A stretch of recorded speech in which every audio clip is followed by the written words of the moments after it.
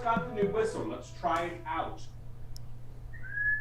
Did that help? Oh yeah, they're already starting to calm down. Wonderful. Okay. One more? Oh yeah. Nice. This is worth the ceramics. We paid for it after all. Oh, hello. Yeah, we're just getting the kanks settled in for the night.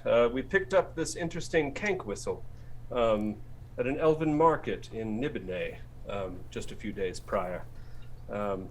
Seems to calm them down quite considerably. Oh, also picked up this nice new little cap for myself. Supposedly all the rage in Nibene these days. Also, you might notice that the tint is a little bit more lively this evening. We've been on the road deep in the alluvial waste for the last several weeks, so I kind of had to make camp in haste. But tonight I was finally able to get Van Buell back out of his cabinet that I keep him in as we travel. How are you doing, buddy? Yes, I thought so. Okay. So, and also some other oddities that I managed to pick up in the Elven Market. Seems as though I've discovered one of Ma'ok's ancestors here. Let me see if I can be very careful. It is a very delicate specimen. But I do believe that this is one of Ma'ok's early ancestors. Quite, not quite as imposing as the Thrycreen themselves. Also managed to pick up some Astocles fire wine. I'll be saving that after tonight. I have a parlay with some traders coming in, as well as a delicacy from Balak that I managed to pick up. Dates. Wasn't in Balak, though. It was a trader passing by. Went by the name of Joe, I believe. So, at any rate, I'm glad I'm glad that you're able to join us again. I'm hoping soon that I can find a trader once and for all who can help me sort of with the tint itself. I would very much like to embellish it with some finer fabrics, perhaps even some silks.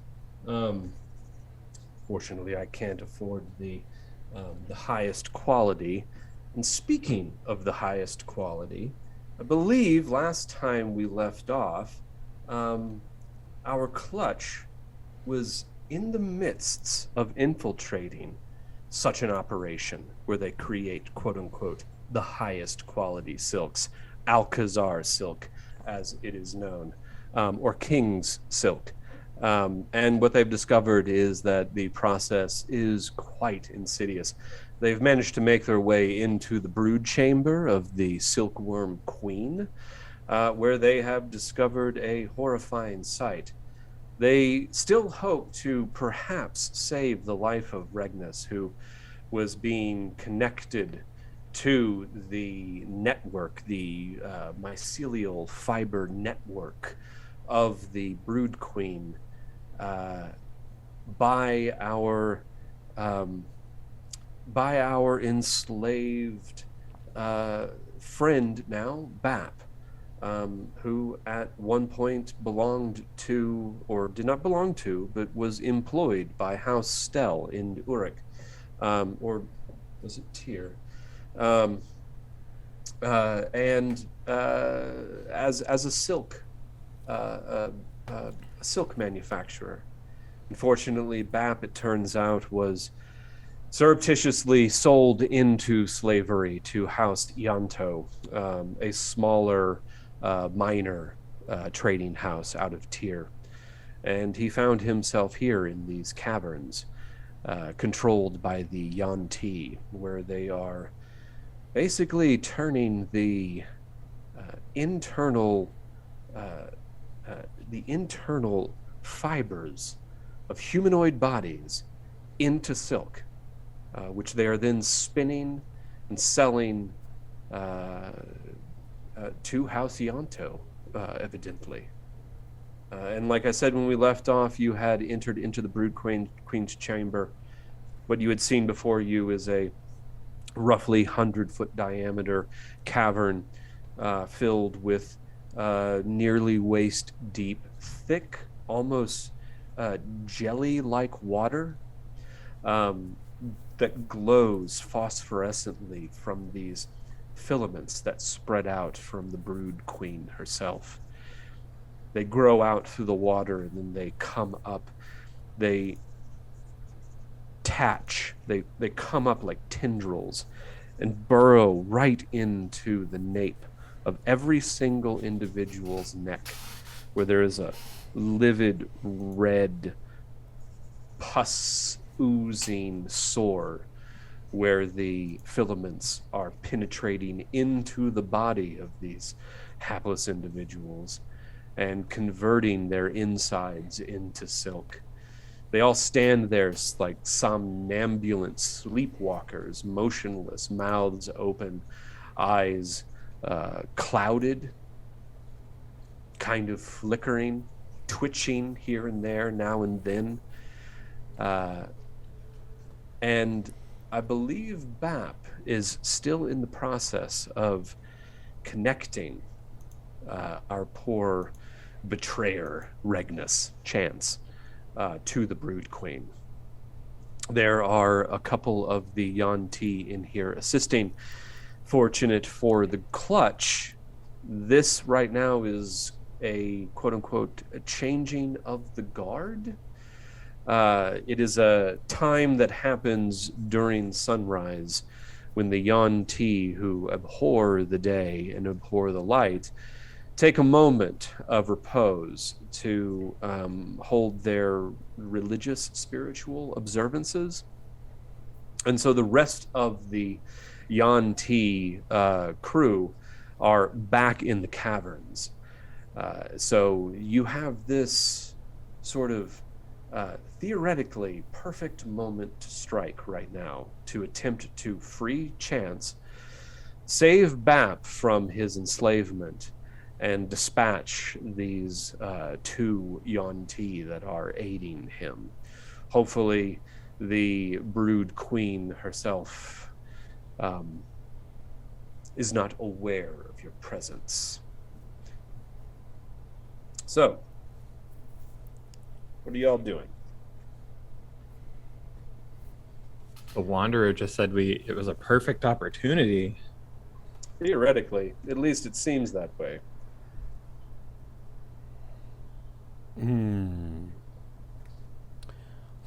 I don't recall who Was had we all entered. Who had we entered and who was in the lead? You're basically standing at the mouth of the cavern. So, what we should do now, I do not have a map for this space. It's basically just a wide open 100-foot circular chamber where you're standing at the mouth of the cavern leading into it. It's about 10 feet wide, the mouth of the cavern, so you're kind of stacked up behind each other. The phosphorescence of the filaments, these threads running through the water, make the entire room glow dimly. So you could all see as if in dim light right now. And the Brood Queen herself is all the way at the back of the chamber. And there is a waterfall of crystal clear blue water running down the wall behind her, which is filling the chamber with the smell of rotten eggs because it is a mineral spring. It's also oppressively hot in this room. You all begin to sweat immediately upon entering from the heat of the mineral water, the mineral spring. And then there's there's definitely more than 100 individuals standing silently in this pool of kind of thick, gooey water. So we should figure out who are the first to enter. We know that Char and Desi both have dark vision, and that Ma'ak can sort of see in dark vision, but only to about 5 feet, using your the vibration sense that you have from your antennae. Oh, the glowing is not enough to see in the cave? Well, like I said, this is based on as you were walking through the passageway where it was pitch black. The idea is, what would your marching order have been based on that darkness? I might have gone first out of pure hubris. Okay. So But Desi's also, up front? Mark, I don't know if we're still connected to Bap or if it's just you, but let him know we're at the mouth of the cave, and should we go hot and heavy? What's the best method at this point? Very well. Let me try to contact him once again.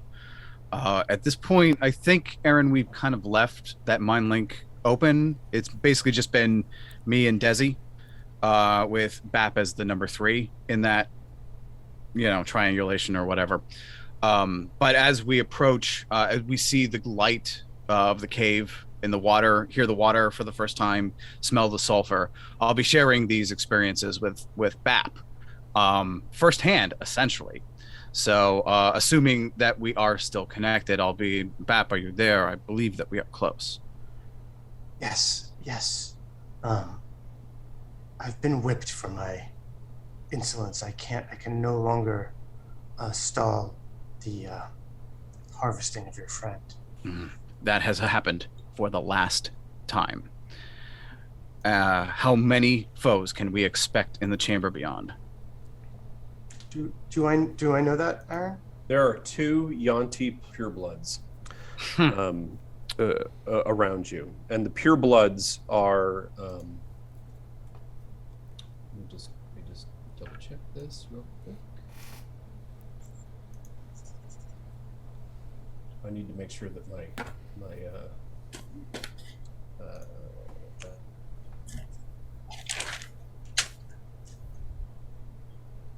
the purebloods are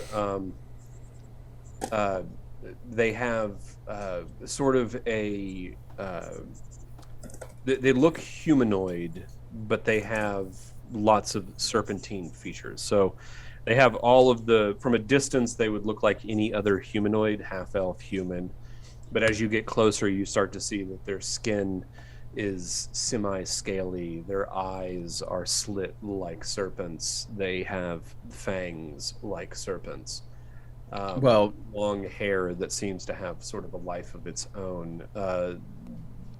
There's a male and a female pureblood attending you, overseeing your work. Visualize what they look like and share it with me. And it should be a simple matter for Bap to share, a memory that he just had of the 2 in the chamber, and then I can, in turn, share that around the room. Yeah, and are you at the back of the group? I think Ma'ak is, because he knows there's water in there. And Okay. he's not in So a hurry to let's get nail there. this down. So we've got Desi at the front. Who else is at the front? Because you can stand 2 abreast. Char, most part. probably. Char, who also has dark vision. Who would be behind those 2? Or wait, should we have Char at the back? So we have one person who can see in the dark at the front, one person who can see in the dark at the back. I like the back. We'll flank them. I don't think Ma'ak would be very far from Desi, even if he wasn't in a hurry to get, in a room full of water. I don't think he'd let her get far beyond his sight. Okay, So so he's we'll put probably you in the middle. You're somewhere. going to be right behind her because you're big in. Can Thrycreen not swim? My accent isn't on right. Yeah, you got a little Romanian in there. Yeah, I know, a little Eastern Is it European. the skull cap? Is it the skull cap that's doing it? The tassel. That tassel's too long. Water is not good for us. No. Water is to the Kreen what fire might be to you. So we have to consider whether or not you will drown if it gets too deep. Yeah, remind I us have- where the Thrycreen breathing holes are. They're under your armpit, right? Yeah, Ma'ak will show, there'll be like a puff of air between his armpits, essentially, his second and third arm. That that is where there's a covering of cloth there to keep the sand of the desert out, but that's essentially, I can't go deeper than that. Oh. How many feet off the ground is that? Well, it's probably, I mean, I'm 7 feet tall. Yeah. So it's still probably 3-4 feet above the surface. I have methods to stay out of the water beyond this as well. I just prefer not to use them since I know we're going into battle. My name is Crocus. I have a name. I am not a method. Because you can write me. Where is Crocus going to be in this crew? Wherever he can fit. Okay, so we're going to put you kind of right in the middle. So you do kind of have to string out, and then Geza, are you towards the back or towards the front? I'll be in front of Char, and Char can take the rear. Okay. He can watch my back. Mm-hmm. Crap. Ma'ak seriously considers riding Crocus, taking you up on that offer. Is there room in the cave? Is it that tall? Well, I'm considering riding Crocus as well. Let's see. Did we? At one point, I figured out how much Ma'ak weighs, but I don't know if I did in 5e. I think he's. It's definitely a few hundred pounds. Question for you, Mark. Question for you. Mhm. Since bugs can float on water, a lot of bugs, including some mantises, can like walk on the water. Do you have the power to like inflate your air bladders and do that sort of Sadly, thing? no. I that would be cool, right? Maybe in a previous life there were apparently Thri-Kreen even had wings in the previous ages. Blue Age. In the Blue Age, we flew. We were more like dragonflies, but now we are. Water is not good for us. There are detriments for me to even become wet. It hurts you just to touch it? No, I might drown much quicker than you sleepers, but there is a disease that I can acquire simply from submergence in water. Oh, actually, and to tell you the truth, the humidity also is so intense. Yeah, I don't want to be here for long either, if I can help it. Yeah, it's not going to be long before you're going to have to start giving me some con saves. Okay, well, hopefully my cloth will keep some of that out, but if I get submerged, I would say, yeah, absolutely. Right. Ma'ak, for clarity, can you hold your breath, or does it just pour into your armpit hole? I have never been tested. I do not know. I have never experienced water deeper than my first joint. And I'll kind of gesture to, maybe a foot deep, right? Yeah. I have seen water deeper than that, but I did not enter it. Did Crocus just carry you? You got to not weigh that much. You got to have like a bird bones. You're going to be hollow. I mean, I probably weigh a couple 100 pounds, but that's probably still nothing to Crocus. Nah. Yeah, it's Crocus not. You're just kind of, you're an awkward shape to carry, I mean, he could just crawl onto Crocus's back, probably would be more convenient. Also, Ma'ak will basically just he's holding one of his chachkachas in one of his claws, and all of a sudden it will just float above his hand like a few inches and circle around and then land in his palm again. And he says, I would sooner rise above the water than go beneath it. I have my methods should it come to that. Also, retreat. If it comes to it, retreat. You are way more valuable to us alive. I will be of service to the clutch in the best ways that I can. Don't be a hero is what I'm saying. I don't think you have a problem of Ma'ak worrying about whether Ma'ak is a hero. I don't know. I don't think he is. I think he's pragmatic first. I mean, he's probably heroic to his clutch mates. He would risk anything for them, but someone who's not in the clutch, he would not look like a hero, I don't think. I think he would be the villain. But anyway, nervously, of course, you probably smell some strange pheromones in the air. You see that Ma'ak's eyes have gone bright red despite himself. Weapons clutched, even like rubbing one of his thumbs across the carving in the handle of his Githka over and over and over again for luck or comfort or whatever, as he slowly approaches and hears that water like pouring, which is probably a new sound for a lot of us. I would also like to sneak as much as possible. I don't know how much it's going to help having everyone behind me Yeah. not sneaking, but if I can get a sneak attack, that'd be great. Can Mox, like a bug, can he crawl on walls and stuff? Can he crawl no, across No, the you don't ceiling? have spider climb. Yeah. No, that'd be cool, but no. Yeah, because his hands are not like an insect's. Because like an insect's hands are not hands; they're like little suction pad. like points or suction pads or whatever, and then they have So all he of has- these like so fibers this- and filaments. He has claws. I was just if he has human hands, that's way too. Yeah, like more like talons, like They're- like a thrycreen, like the kind of thrycreen that you are. You have 3 digits, is that right? Where of the Yeah. Giral, we have basically they have a triangular shaped palm with essentially 3 thumb-like claws that close inward. Ninja Turtle style. Ninja Turtle style, and then the or idea that guy is, in like, Florida, that carny in Florida. maybe kind of. That guy's more his fingers were fused, but this is more like it would be coming out of the wrist, like the third one, like that. Mhm. You know, like a triangle. that's why the chachkachas are shaped triangularly. It fits naturally in our palm, as opposed to the Toksa people who have 4 fingers on their claws, and they're the ones who originate the Githka, which is more of something you would hold with a thumb, right? Yeah. Or whatever. So that's kind of the idea. But for Ma'ak, it's I don't know. I do think that there's still elements of that sort of bug stuff you're talking about. Like maybe it's more like evolutionary vestigial. Like he probably like they've been drawn with Yeah, you femoral have brushes spines down and there. stuff. Yeah. Spines and stuff down there. But like we have those pincers in our first 2 stages of molts, and then we lose them and grow the thumbs in our Yeah. 3rd year.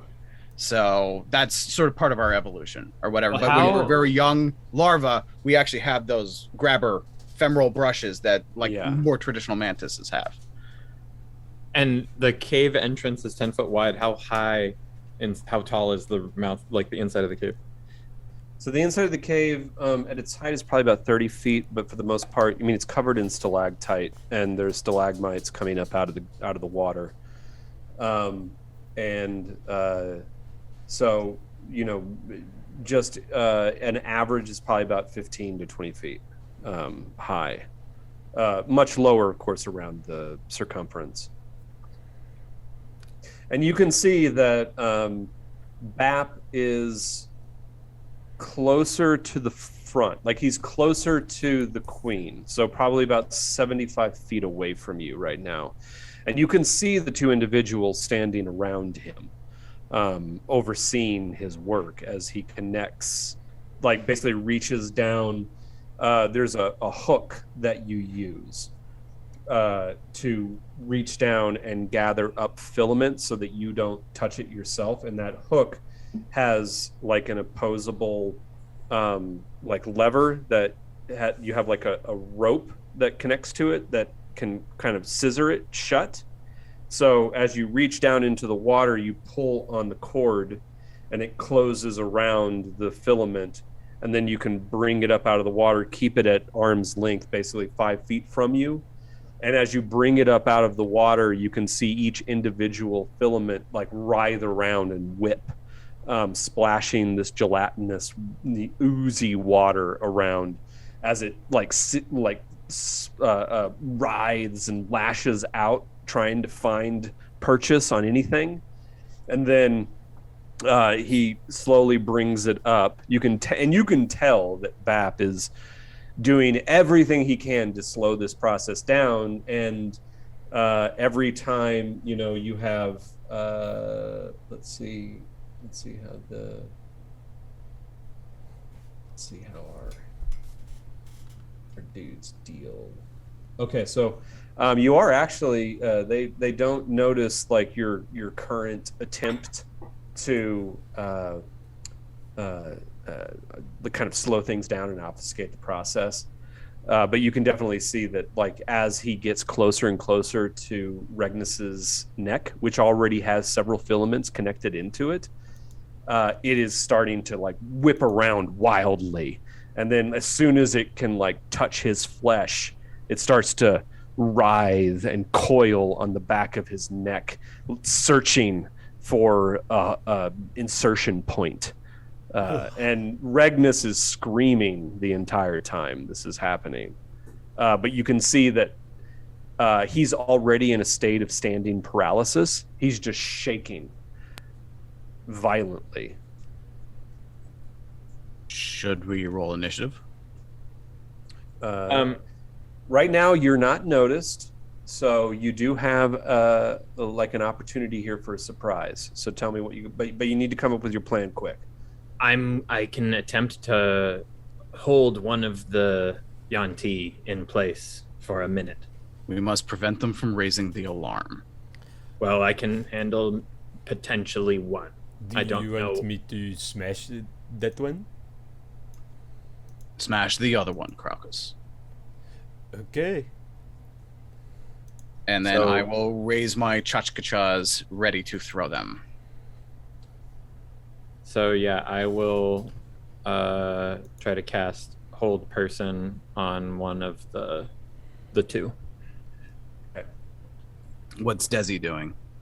Are you sneaking up on that guy with Crocus to get an I'm attack trying first, or? to remember what my skills and abilities are without my. Without fantasy grounds. Yeah. Well, you said you were stealthing in before, so do you want to give Aaron? Do you want to give her that roll first? Because maybe she can get in a better position to, I don't know, flank or surprise Here, attack or We're gonna do backstab this. or We're whatever. gonna- since the map that we have up right now means nothing because you're not in that room, I'm going to put Desi's character sheet in its place. So now everybody watching can see Desi's character sheet. So we're going to go to skills, and you're going to do a stealth check. Is that right? yeah. 13. That's a tough one. You think, let's see, this is going to be basically an opposed check versus their perception. Well, how loud is the lashing of the spaghetti string? Yeah, or Well, Chance's it's shouting, for pretty that loud, and Chance is screaming. So yes, as you descend into this like thick, gooey water, that is like syrupy, thick. Mm. They do not take notice, and you can slowly work your way into the water.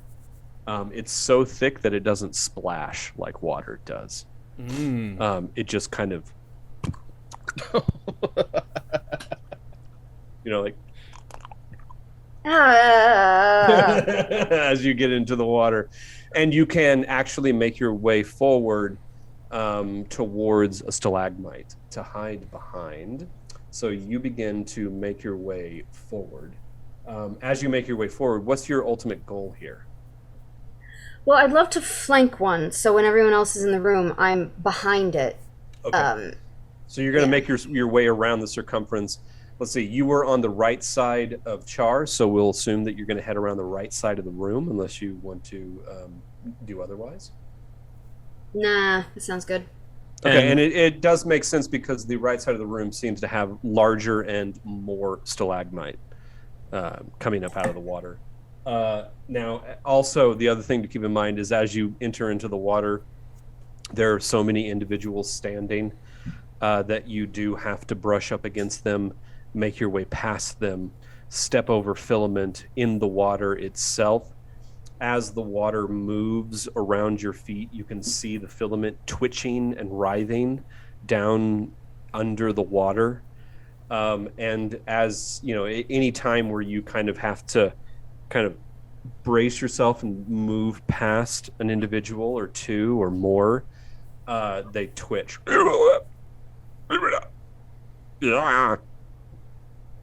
Remind me again really quick, what did you say this room smells like? Rotten eggs. Rotten And that's eggs. the mineral water.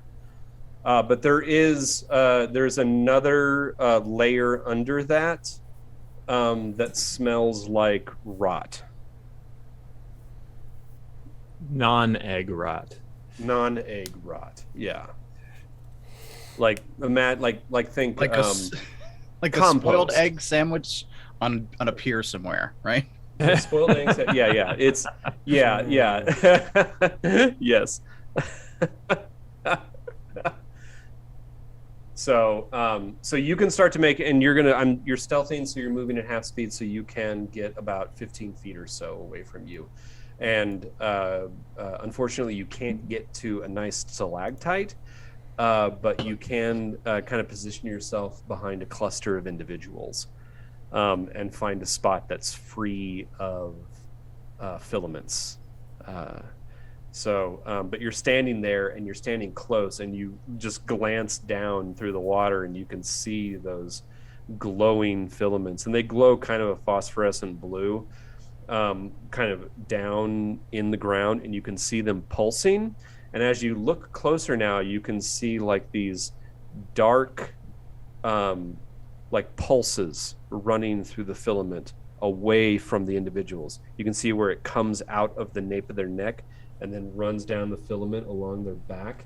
And now that you're closer as well, you can see that the filaments have actually grown themselves across the back. So they spread out almost like ivy, like roots on vines across the back, holding tightly to the individual, and all the way down into the water. You see the filaments separate, go out along the legs. You can see small, like very like hair thin filaments coming off, growing around the body itself, almost encasing it in a web-like cocoon. And you pause there. So who was going to act next? So right now, you guys have the surprise. So you can go in any order that you want. Cha'ar didn't declare an action though, so we want to make sure that he can act too before we all go. I'm bringing up the back still though, so you guys are all in front of me. So And I'm waiting. Is there like a bless or something you can do? I'm sorry, I don't mean to meta, but like, a prayer from the elements. Yeah, I'm fine with metaing because Mark is still fresh from 30 years ago. I assume Totally in character to ask for a blessing at this point, don't you think? Mark, do you have in your action list? Do you have as one of your cantrips guidance? I do. So you could cast guidance on Desi's stealth. Keep in mind that you did cast guidance on Craucus before entering into the caverns. So Craucus is already benefiting from that. Oh, okay. Well, if you have something else, already maybe. Soaked in my guidance. I mean, it's a cantrip. You can cast it over and over again, so you can give guidance to as many people as you want. Oh, you just have to tell me if there's a verbal I give guidance component. at least twice a day.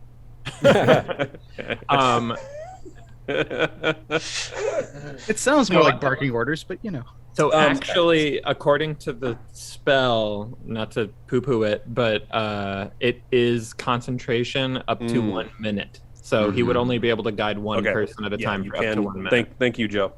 Well, then I would want to. Then I want to again. Can I take it off Craucus and give it to, and do the spell on Desi now? Since if you cast it again, it'll leave Craucus completely. Yeah, cool. And theoretically, Craucus won't know that it's gone because it's something that just is just innate. Right. And this would have been for story purposes as we entered the cave, as we decided our order, because it's by touch. So you would have. I like how flippant you were. For story purposes. I'm just saying, you can't cast guidance at a distance. That's all. She's not that far in front of me. Well, you have to touch her. And that's fine. Right now, I'm fine with. I'm fine. Like we're still. This is still prequel, so we're still getting our fingers and our feet wet. So I'm fine with a little bit of retcon. Phrasing.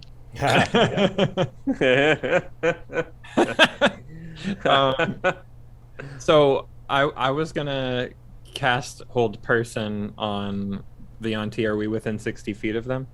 No, you have to get well, they're about 75 feet, so you need to basically get to where Desi is, but really a little closer because Desi is taking a circumference route towards them. So you need to move about 15 feet forward to get within range. Okay.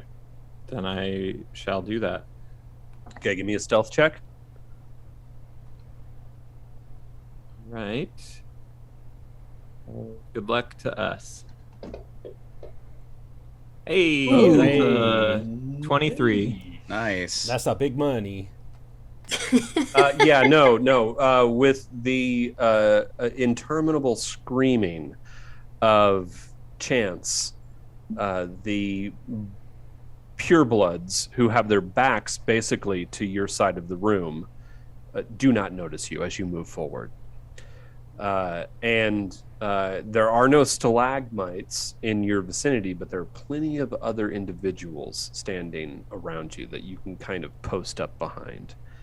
Also, with this, I'm not going to make you roll any kind of athletics or acrobatics checks to avoid the filaments. That might become an issue once we get into the thick of it. And we just lost someone. Who did we lose? Did we? Yeah. No, I think it's me. Yeah, it's you. We lost one of you. Bada boom. Yeah. Oh, okay. It was my mom, and I think I know why she's calling. So, No, Mom. yeah. Mom, it's game day. Mommy, I'm rolling a dice. You know what? Let me actually recuse myself for just a second, so I can. We could take a quick bio. You know, let's take a quick bio break. Okay. Quick All right. bio Be break. right back. Before we brought the stream back, it was determined that Bap was able to perceive our entrance, and now he was going to roll a deception check to see if he could engage also on a surprise round. Bap just rolled a 16 on perception, and now you're going to roll us a little deception check to make sure that you don't tip the purebloods off to what you've just noticed, because you're seeing them for the first time physically. I tried to. Did it appear on your screen when I did it? Because No. Okay, No. so let me Did try. you drop? Make sure you drop it into the chat log, Mm-hmm. I thought I did, but or double click on your character sheet. Right. Oh, there you go. There And you go. Aaron, I still have not rolled my I have not rolled my hold person, and that was the one thing I was going to do once I moved into place, which I already did.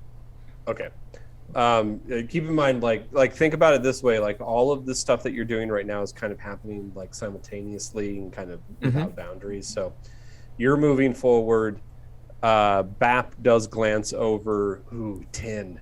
Bap rolls a 10 on that deception check. Ooh. They've probably got to be pretty occupied. Yeah, and let's just do a little thing.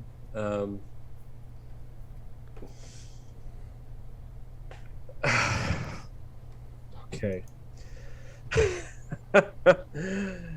You roll your deception check, and you do glance over in their direction, and you kind of stifle. There's this moment where you look a little too long, you pause in what you're doing, you drop your hand with the little grabby stick that you're using a little bit too much. One of the Yuan-Ti purebloods yells at you and like draws the whip back. The other one, however, and I'm sorry guys, I rolled a natural 20 in opposition to the deception. The other one yells and says,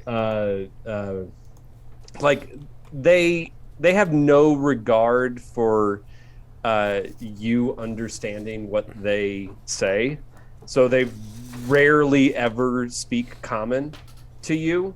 One of them says, "Asikasa, Kasam," and points right over at the group of you, and you're made. You're fucking made.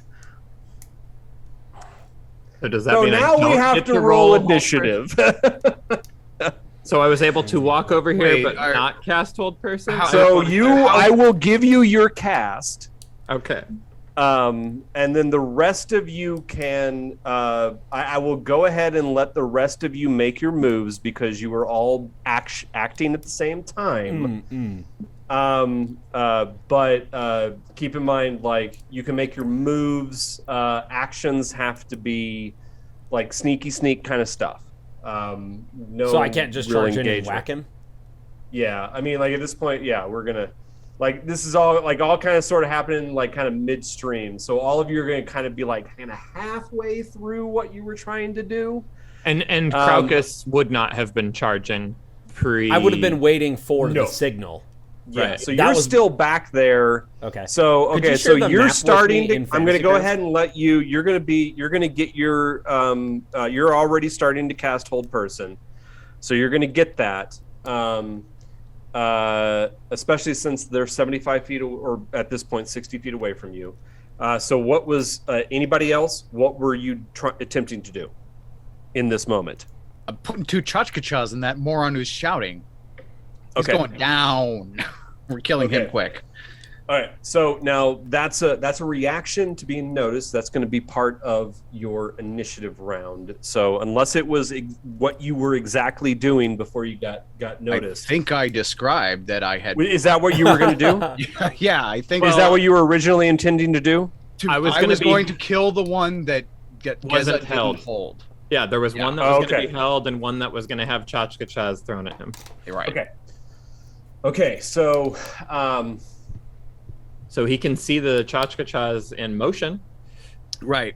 As he turned around, I was hoping one would go in each eye, but whatever. See how I roll. Okay.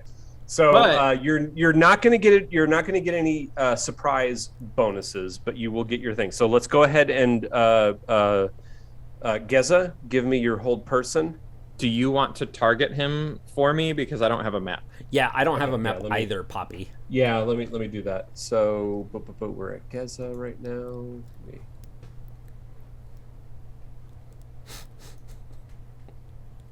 Okay. If I recall correctly. Do I have to roll? I'm not in there. Wait, hold on. Not yet. I'm trying to target. Oh, that's how I do. You made it my turn, and now you have targeted Yep. Yanti. You are now targeting Pure Blood, one of the Pure Bloods. And All I will right, go ahead so- and give. Well, when we get to Mark, I'll go ahead and fast forward to you after you do your hold. Let's see if this works. All right, so it says save Wisdom DC 15. Well, Did and I? then- No, that's me, not you. I have to make that save. Right. Correct.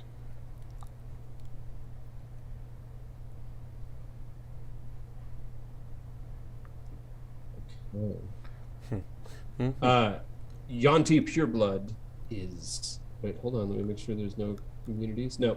Suddenly, in the midst of that Yanti yelling serpentine expletives, it just freezes in place. So, moving forward quickly to Ma'ak. Let me give you target on that, and you are Can now I targeting. throw once or twice? You should be with a surprise action. I don't know. I mean, normally I can throw twice in my attack action, right? So I assume I can Yeah, just go ahead and do give me both of those that as attacks. one. I mean, we could kind of describe the Kinakopo throw in like a simultaneous action anyway. So let's just kind of. Yeah. All right. Yeah, I'm gonna go ahead and give it to you. first both. one is And an you're 18. and he's held, so you No, have no, no. advantage. The one who's not held. Yeah, is he's the throwing one- it the other Oh, one. okay, I got you. Yeah, Oh, so- wait. Then I have to retarget for you. Oh, okay. Sorry. Um, Well, I rolled an 18. Can I keep it? Yeah, you can keep Okay, it. And awesome. that does. And the second that one. does hit. Okay, and the second one is only a 10, so that probably flies around his head and returns Yeah. to my hand. Yes. So the Awesome. second one comes back. The first one embeds itself thoroughly. Give me some damage on that. Okay, and that will do die 6 plus 4 slashing. Nice. 6 damage. 6 damage. Okay. It yells out. Because it has not yet turned to see you. So you got it in its shoulder. And now we all do initiatives. I love that. For some reason, the audio from Fantasy Grounds came out of my speakers and not my headset, so that's pretty tight. Yay. I don't know why. Shouldn't have. So we're all rolling initiative. Init. Init. INIT, babies. Oh, I did really good. Oh, so I got it. You know what's funny? That. We're You the did same, too. baby. Yeah. Hey, we're- yeah. we're brothers in failure. Yeah. Cool.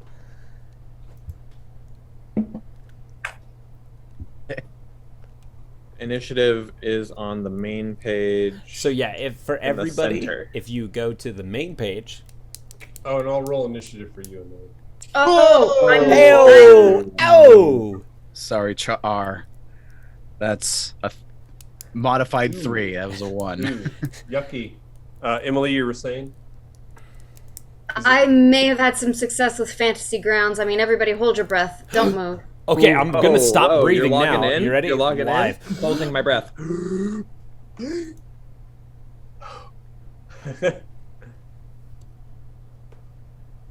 Oh, Bap, don't forget to roll 2. Yeah, Bap, you roll as well because now Initiative, now it's correct? gonna Yep. Yeah. First page, main page. I know. Sorry, I'm switching between Zoom and the other thing. Do this Still holding my breath for the record. Wait. Any second now.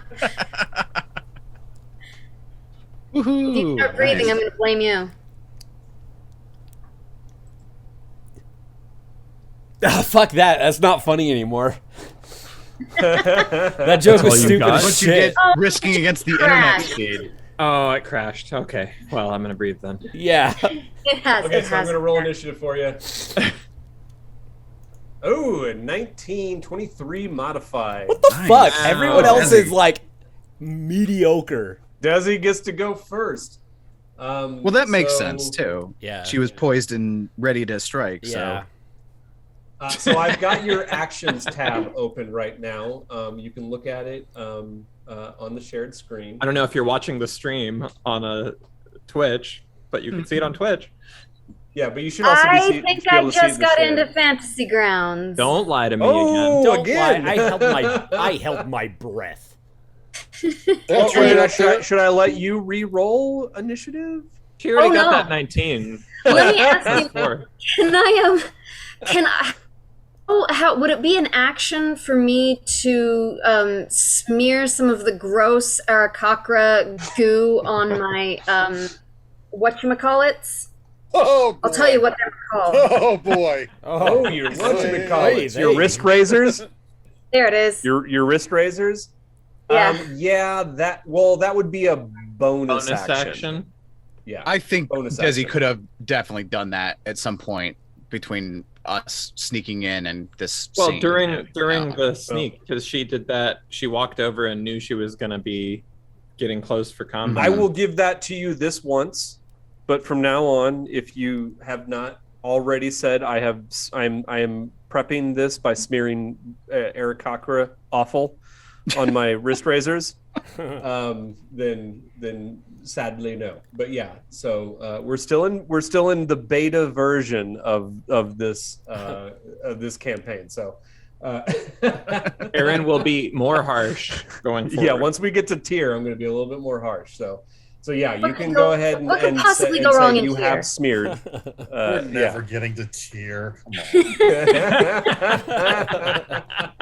I saw the 10 Commandments, Moses. 40 years in the desert. So Okay, the so what are fella you that doing? I've stuck up behind, I'd sure like to stab him right in the kidneys. I think Well, you were okay. still Remember, you're 60 feet out. still quite a far way away from them. Probably at the closest, you're about 60 feet away from them as well. Because I snuck over to where you were and I was 60 feet away. So you Oh, are okay. hidden So in that behind case, a stalagmite. They have not noticed you specifically. Their attention is focused towards the rest of the clutch. But you can't do a backstab, and you have to wade through water, so you'll still be moving basically at half speed to get to them. Okay, so I'm just gonna do a good old-fashioned short bow and try to stay sneaky about it. Okay. Nice. So which one are you? Well, hold on. Hold. We'll go ahead and keep that because that's a nice little attack roll. That you Ain't too made, shabby. 19. But we need to know who you're attacking. So Are you there's attacking the one that's held, held? or the one that's hurting? The one that's Or hurting. the one that's hurting. Okay, so let me go ahead and get you targeting correctly. Okay, so we're going right there. Okay, so go ahead and give me damage on that as you launch an arrow directly into the meat of this snake person. And then, can I cast Psychic Blade on that? Psychic Blade. What were you intending to do with Psychic Blade? So, hit a creature with a weapon. When you hit a creature, you can expend the use of one. Yeah. So you I'm sorry. Go ahead. Are you in Fantasy No, Grounds? I was just reading along with. She's in. Yeah. You're in. Oh, okay. Go ahead then. So you can go back tell to us what sharing your the other Psychic thing. Blade does. It's so my Psychic Blade hits someone for 2d6 more damage. Yeah. When Psychic you hit damage. somebody- That's awesome. Give me another. Ooh, sorry about that, everybody. Don't look. No. Six. That was a 1. But it was Six also a total. 5. Yeah. It's Six. That's Number 12 of total D6. damage. 12 total damage is not a Not sorry. bad. Not Yeah. bad. You can do it once per round on your turn. Dang. Wow. Yeah. Damn. Always do that. Yeah. Can you So, always yeah, do that, or is there a cost? I have a choice. I can either do that if I hit, or I can cast Inspiration on somebody else. Mm. I can do one or the other. There's no cost. You can just do that.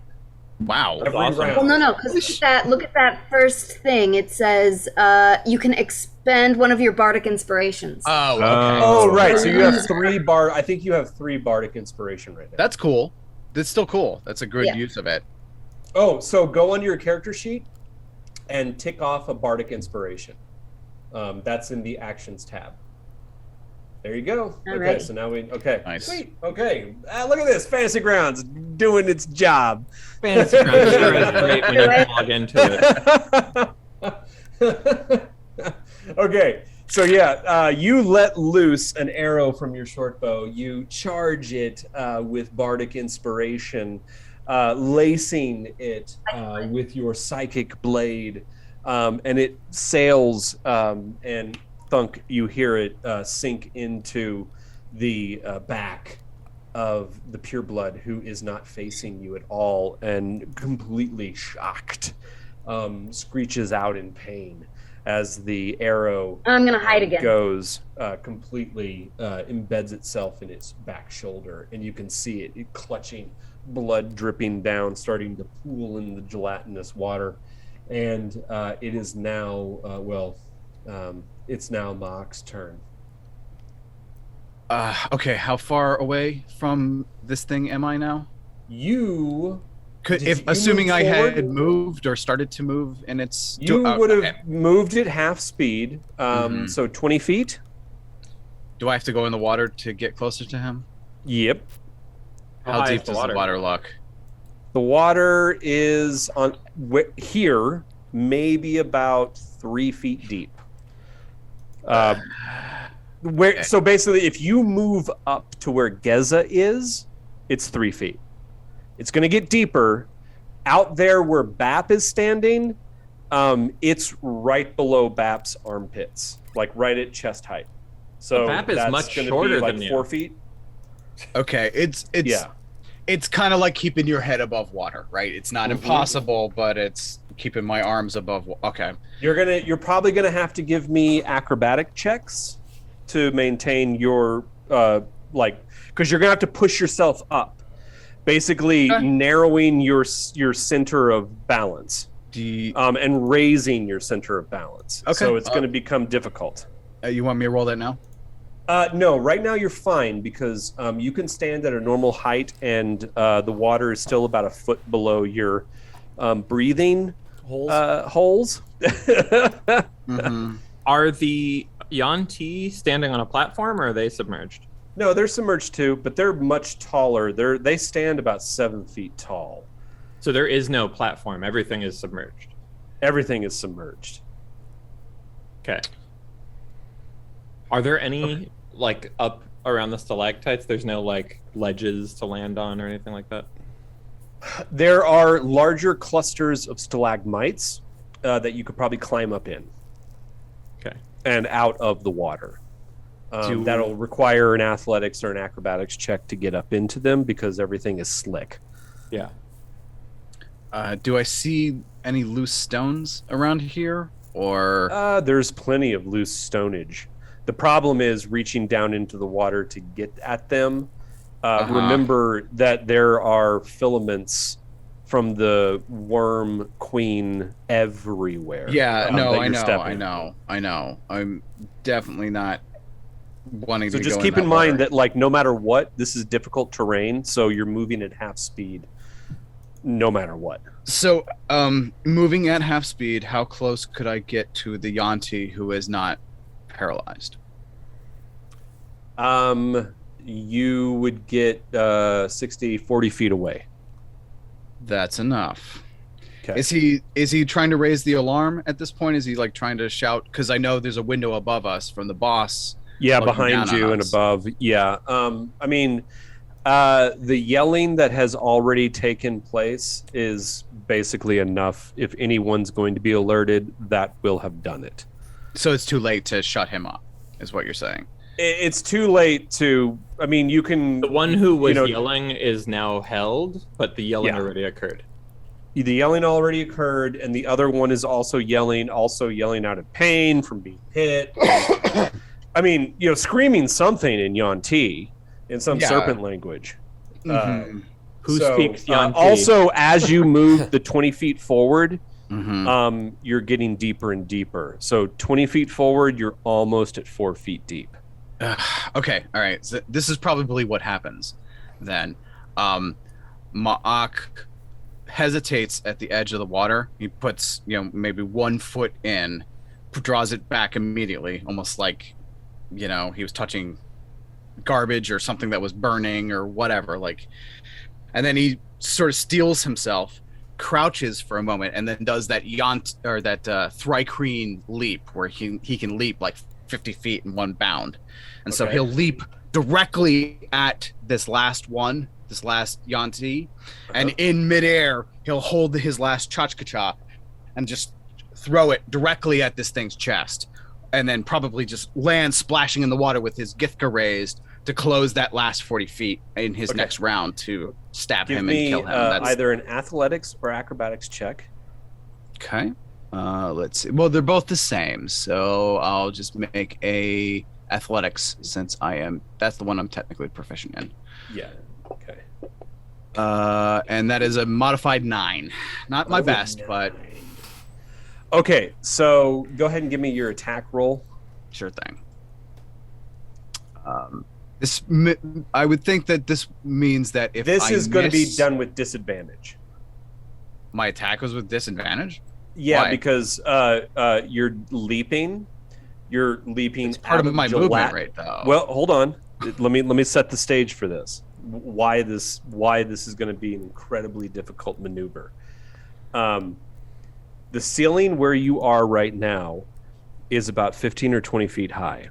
You've got almost 4 feet of water. You're like maybe 3.5 feet right now because you haven't gone the full distance. You're trying to jump up out of this really thick, congealed water. Well, no, I didn't step in the water yet. This is my okay. So you're still at the edge. You haven't actually stepped down into it yet. Again, if you were listening, yes. No, I put my foot in, then I pulled it out, and then I jumped. Right. Okay, because I thought you had already moved forward 15 feet. I asked you how close I could get at half move, and you said I could get within 40 feet. So I said, I'll jump 50. Okay, then we need to back up because I was under the impression that you had during the surprise round you had already moved forward into the water. In theory, right? If I was moving at half movement, I could go 20 feet and get within 40. So he's 60 to me. No. Right? You would have gotten where I was before. I was assuming that you had already moved 15 feet forward, which got you to within 60 feet, then another 20. Well, you said 40, but same difference. It doesn't matter. Yeah, so you're starting at 75 feet, so you can get to 55 feet. Okay, distance. So if you're starting from the entrance into the cavern, you're at 75 feet distance. You move to 55. Okay, now you're about 3 feet deep. Okay, you got 55 feet between you and it. Okay. You can jump. You can theoretically leap the 50 feet. The ceiling is only 15 feet high here. It will ultimately rise to 30 feet in the center. Okay. You're also trying to dodge stalactites hanging from the ceiling. You have to make an incredibly acute leap. You can't jump up and over. You have to jump almost like horizontally up out of the water once you get that 20 feet out. Then as you do that, you've got to release your Githka and let it sail through not only like all of the stalactites, like there's all of these different, and your acrobatics was only a 9. So it is going to be a disadvantage check on this attack. All right, but you can still roll get a disadvantage. Yeah. Jesus. Okay. There you go. But you wait. Okay, so you rolled a 20. Was I your still rolled a disadvantage 20. hit? So Whoa, go, okay. So go screw yourself. Listen, I'm just trying to be realistic. Got here. him. Okay. All right. So yes, you're able to. You sit there and you tentatively test the waters. You did throw your first Githka from the mouth of the cavern. It sailed all the way across, hit him. Then you step into the water. You move as quickly as you possibly can through this gelatinous goop, 20 feet forward. You push yourself forward out, and as you leap, you can feel like you go long. And so as you sail up out of this gelatinous goopy water and all of this thick scum like kind of comes off of you, you sail just skimming the roof of the cavern. You can feel little bits of calcium deposit, just little snot drops from the ceiling breaking off of your chitin as you sail through the air. You let the Githka go, and it finds its target right dead center. Give me damage. Yeah. Damn. Cha-cha-cha, to be clear. It's my throwing Or blade. cha-cha-cha, sorry. Sorry. No worries. And then, so I'm rolling this twice, right? All right, so my first is 7, and then do I just roll a d6 instead, right? Because I don't get my strength twice. Yeah. Right, so 7 plus 4 is 11 damage. Okay. Yeah, it's +4. I have to notate that manually. Okay. It staggers back. Has to brace itself against a somnambulent individual, causing that person to just tumble like straight over, like a log into the water, and you can now see it lying there under the water, kind of writhing back and forth, mouth open, jerking as it sucks in water. But does not have the faculty to stand theirself back up. That's fine. They were too far gone. Don't worry about that. And you land. So you got 20 feet, then another 50 feet. So you're 5 feet away from the one that you just hit when you come splashing back down into. Wow, this I'm within 5 murky feet. water. Yeah, because you jump. You I'm can a jump large- 50 feet, right? Yeah, right. Okay, because I'm a large creature with reach, and a reach weapon, right? So can I, with my second attack, stab him with my Githka? Do it. Do it. I'm asking Sure, the why GM not? because that was a tough jump. So that was tough, but as you well, you know what? Okay, Isn't it a give me skewer and landing? give me another athletics check to see how you land. athletics or as- acrobatics. With the land. Either one, whichever you want. Athletics, right? Athletics, I'm proficient in. That's what Mock would use. Oh, nice. Yes. Yep. Modified Okay. Yeah, 20. give it to me. Give me that Yum, second yum, attack. yum. Nice. All right. Here we go. So Githka attack is a 17. Does a 17 hit? Yeah. Nice. Then he brings his the weapon of Kalak Chosed down into this creature's chest for 6 more points of damage. Okay. So you push the and this is the Githka, right? This would be the Githka attack, yeah. So he has 2 Chachkachas in his chest. Well, one is back, one is chest, and now a Githka is running him through. Yeah. And you push him, or you push it, because you can't tell. You push them back, and they stumble and trip over the fallen somnambulant individual that fell into the water, and they go into the water now.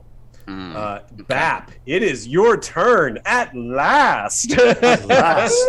Did that happen like right in front of Bap too? Like yeah, it happened. 2 feet away? It happened directly in front of you. Awesome. As you see this, now you know the individual that you have been speaking with in your mind. It's a horrible And- bug. Like, did you? Yeah, that's a horrible fucking bug. Murder bug. Were you ever very clear about like who you were when you I were t- talking to Bap? I mean, I told him that I was a Thrycreen because I introduced my pack name. I said I was a Tekchachak. I don't know if he knows what that means. But I use a lot of Thrycreen words, and when I appeared to him psychically, I did show my full astral form, which is very Thrycreen. It's very insectile, right? It's not just a Thrycreen, but it's definitely, that's the body type that everything evolves from. Gotcha. So yeah, I mean, he probably wasn't like, I imagine in our mind space, it was almost like meeting some kind of like weird bug guru guy, right? And now you see like this savage, like whatever. Yeah, this massive thing just sail through this space, like you know, like this would be very arresting. So, what does Bap do? Robert? So I mean, I'm not frightened by Mark. I think in fact, I'm probably relieved to see he's not just some guru and that he can actually fight. I'm forgetting who killed my familiar. Was that Crocus? Yeah, it was Crocus. So I probably shoot him a look that's not even. Maybe there's a little bit of contempt in it, but it's mostly of like, oh, I should watch out for this guy so that he doesn't like fall on me or something. No offense, but No, and then I am very big. I am going to do an act of self-preservation here, which I believe, hopefully I can do this on myself. I should just double check this, which is cast mage armor. Okay. I didn't realize that. I should check that. Touch a willing creature who isn't wearing armor. Am I allowed to do that myself, right? Yeah, you can touch yourself. Okay. Please do. Finally, I've been waiting for that. Who are you permission. Who are you thinking about though when you touch yourself? There's no good answer to that, is there? No. So I'm thinking about Okay. myself. That's the saddest part. So I am, feeling just. I look. So it's like a quick glance, a happy glance at Mark, like worried glance at Graukus, and then just looking at like if the Yuan-Ti that struck me where are they? They're within 5 feet of either side of you, but the one that's held is to your right. The one that has just been attacked brutally and is just pouring blood into the water. It's starting to plume out around. Which you. one of those two Is was to the your one right- that attacked left. him? That's though? what I was. Yeah, that's. Oh, the one that's been attacking you is the one that's held to your right. And I just want to say, for my own clarity, on hold person, it doesn't say that if they take damage, they are unheld. Is that correct? They can be. No, they are damaged? unheld. It doesn't say that on the spell. Yeah, well, I okay. think that they're held. I But think that's they're in- held. That's in for our Well, best hold on, interest. hold on. Say Let me they're check unheld. because this is It said I that, should know this, but I have so many different systems like well, in your I'll head, just read. I'll just In read my it to head. you. The target must Yeah. succeed on a Wisdom saving throw or be paralyzed, and at the end of each of its own turns, the target can make another Wisdom saving throw. On success, the spell ends. Otherwise, it lasts for a minute. That's it. Yeah, no, that doesn't say damage gives you a fresh save or neutralizes the save. It's more like they still have to save every round, even if someone's torturing. and Pushing it them. normally differentiates between the two. Like Right. it'll No, say no, spell you're ends right. if Okay. target is acted upon. I mean, their turn is coming up here, so we'll find out real quick if that Yuan-Ti manages to. I to think stay Bap held. gets a couple whacks in. You do get advantage Him if and the you're going nards. to attack that held person. Oh man. Yeah, I mean, Do it. do it. slash the throat, right? Like that's what you do. Yeah, unfortunately, there's no coup de grace in 5th edition. So. Oh yeah. Hmm. So I mean, yeah, like I make as you know. so I guess what I do is, for a second it looks like I'm gonna I touch my wound and maybe I'm gonna cast Mage Hand, but then I'm just so filled with rage at this Yuan-Ti that's been abusing me. I'm going to now. I have to rethink because I thank you for that, because now I know I didn't realize he was the one that was being held. Well, So because I hadn't shouted out about it because in the spell it didn't say so. So I just wanted to like No. like This is- metagame a little bit and be like, hey, the spell doesn't say, so that's why I didn't say. So I just wanted to put that out. Let me just give me a second to just compare my spell options here, because I prepared it in advance thinking I was going to do one thing, but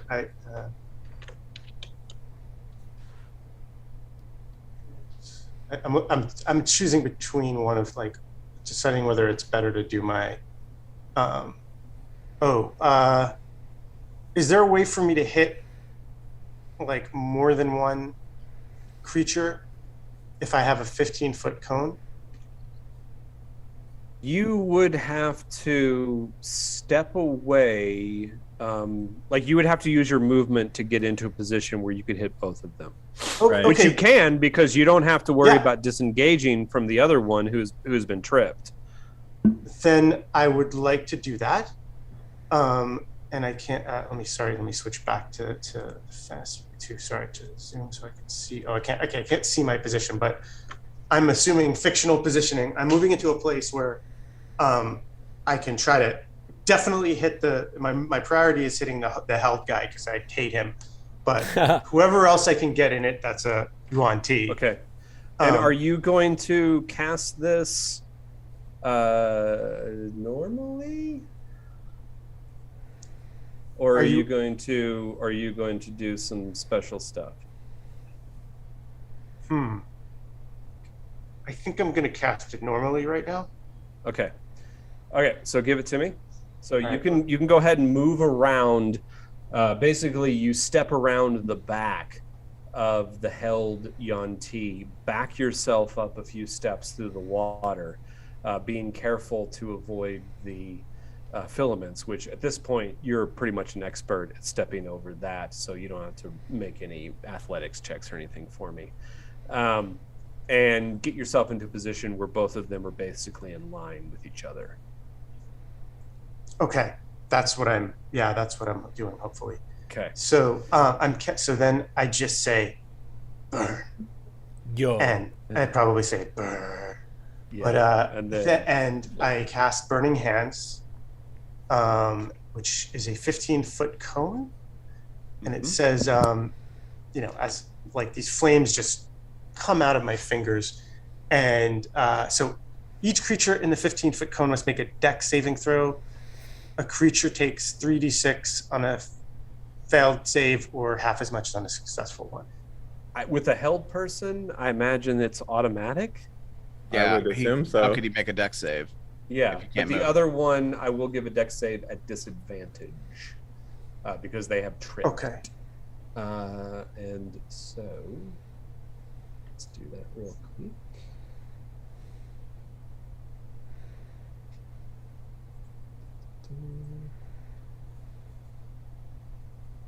And what's the DC on that?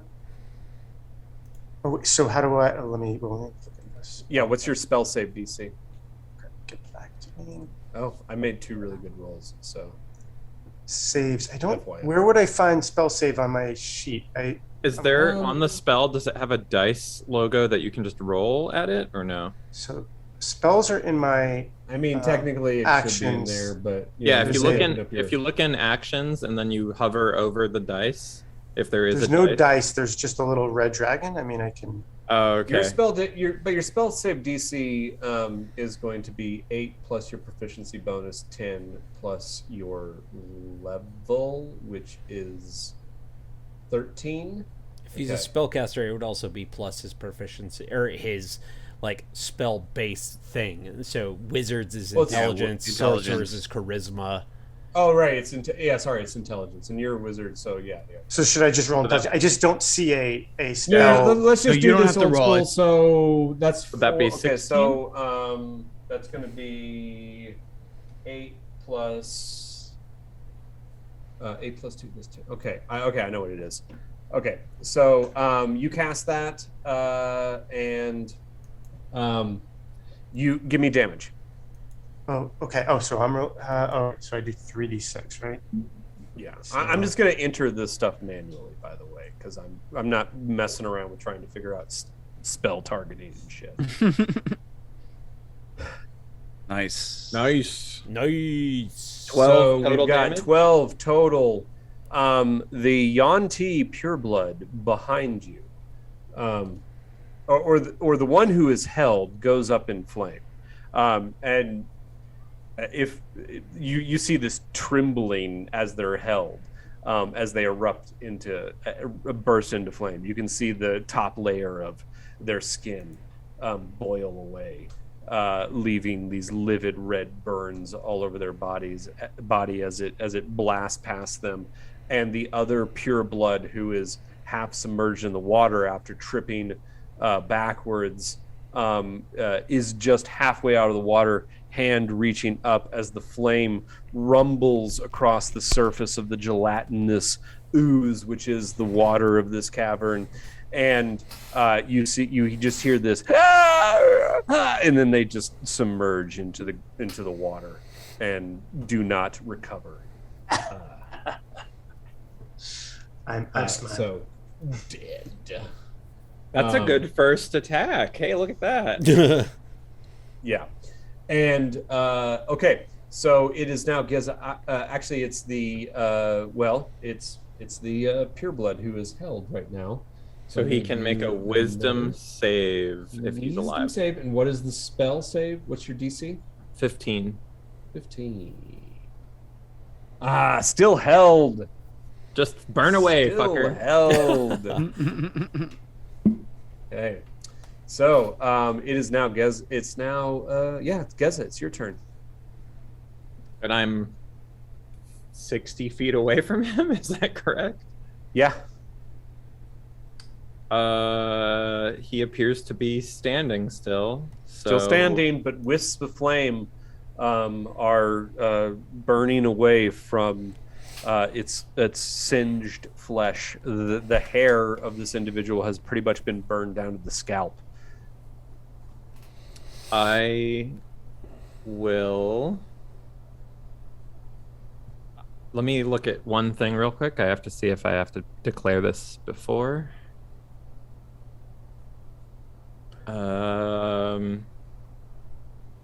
Sure, I have to declare before I make my attack roll. I'm using Missile Stream.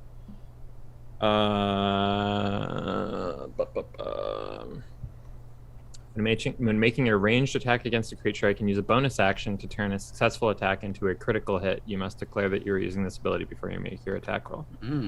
That's cool. So I'm using it, and I am shooting my short bow at him. Okay. Oh, I clicked twice. That was an accident, I guess? I don't know. Roll again. Okay. I guess it was an Just- accident. Yeah, roll again. I don't want to try to decipher which one you rolled first. It's dropping 2. I don't know why. What? Okay, just. Oh, I have grab a- advantage. You have He's advantage or held. disadvantage click. Because he's held. Oh, right. Yeah, Oh, yeah, it's true. Yeah. So it was the yeah. first one. It was a Nice. 12. I don't think I hit. Unless. No. Do you hit against held people? No, you did hit. You did hit. Actually. Oh, okay. Cool. Because he's held. Right. Yeah. Maybe. Hopefully you hit a combat dummy. Not moving anywhere. Yeah. Okay, so now I roll damage. Is that correct? Yep. And it's 1d6 plus 4. Do I click on this and it happens? Hey, it does. Look at that. Yeah. So, but I used Missile Stream, which again turns a hit into a critical hit.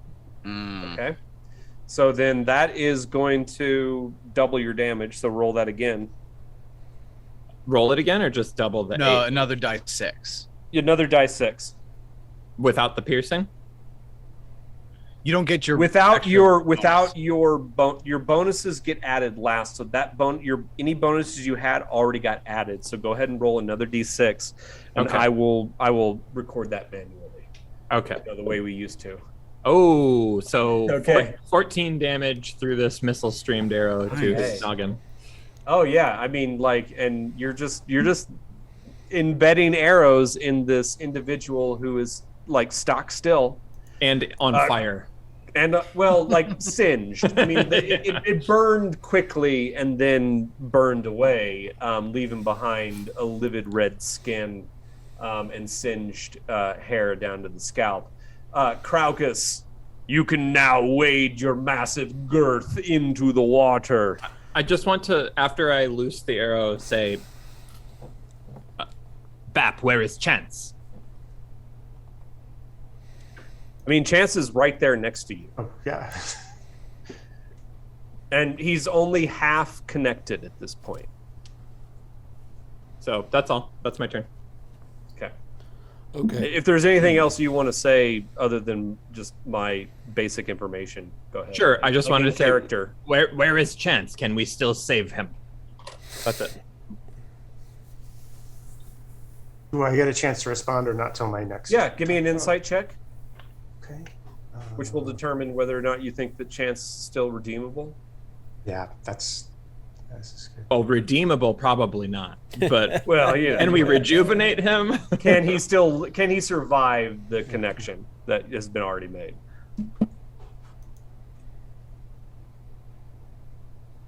$13.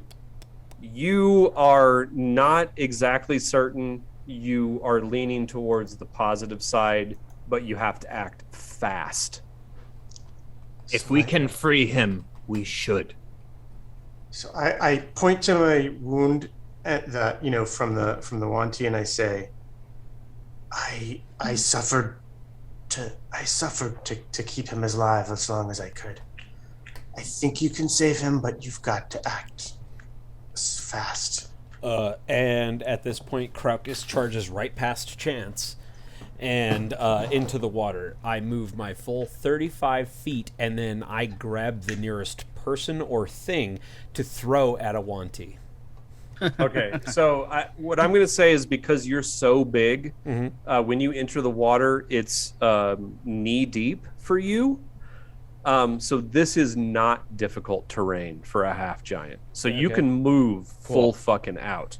Okay. The rest of us have to roll saves for the waves he creates. Yeah. This gelatinous goop that splashes up. You're knocking somnambulant people down, and they're just they're just drowning in the water. Well, they're no as you longer pass by. Don't give a shit. They're just silk. They're silk machines. They're not recovering. Yeah. It doesn't fucking matter to me. I am going 35 feet, and then if there's a person or rock, I pick up one of those and throw it at the Wanti. There's a person. I snatch that motherfucker and I lob him. Wait, are there any living Yanti left in the room? There is the held. There's the one that's still held. He's still alive. Okay. Yeah, so you grab a person, throw it. Just give me a standard attack roll. Yeah. 15. 15.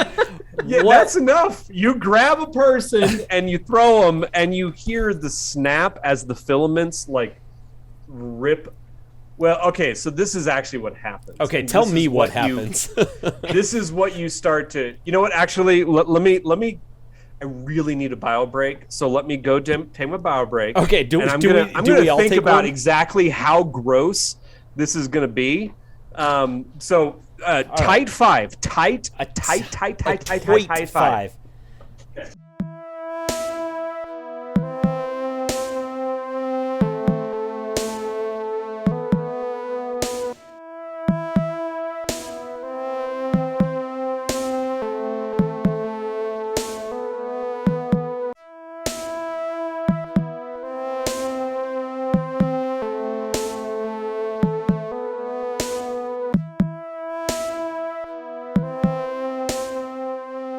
There's one Yanti alive, and there's chance left to be saved. That's what we're facing. Yes. Right now. Well, oh, did the Maybe. human body did not kill the Yanti? Well, that's what we left off Well, on, wait. 'cause I This picked is up a this motherfucker. is as Doesn't the Yanti's been set on fire and has an arrow in its head? How is it Yeah. still alive? Well, I mean, like an arrow in it. It's not really in its head because Yeah. you know you didn't do a called shot, but you know, And it's standing in shit water. So shit water, blood, this massive 11-foot tall half giant comes charging past you, like somnambulant humans connected to the hive mother falling and drowning in the water beside you. Rush to a halt, you grab a person next to you that's connected, pick it up, wrench it, and as you do, as you hurl it, you hear like a soft tearing sound, and then a splash and a splutter as like the sound of okay, I'm not gonna say that. Let's not sound go of a back. wedding night. The sound basically You. as you throw the body, the filaments holding like that are burrowed into the back of its neck go taut, and it literally rips the head away from the body, pulling the spinal cord out. And as the body flies through the air, you must have caught a ripe one. Because as the body hurls, it like everything inside just comes slithering out. And you see all of this filament get pulled out of the body. And what ends up getting thrown just causes a spray of blood and intestines everywhere. And the top half of the body ends up just being this sack of skin as the entrails get pulled out with the filament. And what impacts the held Yanti are the legs and the pelvis. And then you hear a slap of like wet leather as the upper half whips around and hits the Yanti, barreling it over. Give me damage. Give me a D6 damage plus your strength.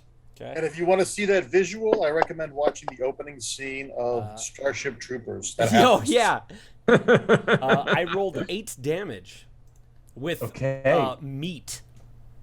That's meat damage. That's full meat damage, baby. Okay. That's your porn and, name. The Yanti falls backwards as you hit it, and it's the whole time it's pointing with its mouth open. Intruders! And you hit it, and you see the arm fly up. You see the finger break because the body hits it like finger first. Yeah. You see the finger fucking snap back, the arm at the elbow snap back, flies up, and then the whole body of the Yanti falls back into the water. You're not sure if you killed it or not, though, because now it's just laying in the water. Well, it'll drown within 6 seconds, probably. If It'll it's not start dead. drowning. Yeah. It takes me longer than 6 seconds to drown when I'm taking a bath. Do you have any other actions you can If you can do? inhale water, that's not good. It's thick water too. Remember. Yeah. Give me It's that like thick pudding. water. I Yeah. want to drown in that thick water. I tried to give you thick water on your back. Stop it! Stop it! It's Char's turn. What's Char doing? He's gonna cast thick water on my back. And I can do that 3 times a day. Robust are we? Is that it? Oh, Yeah, I'm 51. You're like that. Char is what- the inscrutable. So what needs to be done? We don't There's- know. There's just like that last Yanti's submerged. You could We're- run over to him and choke him out to make sure if you wanted, but we don't know. I'm just all right then. Can I run over and like just decapitate it with my wrist razors, just so we can be done with this fucking thing? you can from where you are, you're gonna, even if you dash, you're not gonna be able to get there. How in this tall turn. is Char? Water's up to his Char chest. is a dwarf, so like four He's and a tall. half feet tall. No. Is he going to be able to keep But I'm his a head good out? 4 swimmer. feet? I'm a good swimmer. Yeah, nobody's a good swimmer. This is a good. You've probably never been in this kind. You've probably never been in water that like was not in a bowl. You know, like. Well, I'm just asking because didn't you say the water was like 4 feet high? I don't want Char to drown. That's all. Yeah, I mean, like if you Well, wait, start wasn't heading I- out wasn't there, I you're still- gonna be. But wasn't you're I gonna still be- on Crocus's back? This Oh. last time? No, That's cool. Why not? no. I thought. You're hiding Well, I behind think the me last this time we time. talked about it, you were talking about the idea that Well, he was Mock. holding me. He was holding me last time. I was wasn't- never spoken. I was It was no, never no, no, no, no. wait, that I was was only for 100% overland. But I never said I put him down. It was never said that he put him down. This I is could true. have dropped him when I picked up that dude to right. yeet him. We could was- be doing the whole Master Blaster thing. You from already John said you Thunderball. were at the back of the. We already had this conversation at the beginning of the Yeah, session. yeah, You're at the back of the We did group, say and that back Crocus of the was group. in the middle. That did happen. All right, So- then I'm gonna stay on dry. I'm gonna stay on dry land until you guys do everything. 'Cause I Yeah. can't Okay, so swim. Char's just gonna be like, you got this.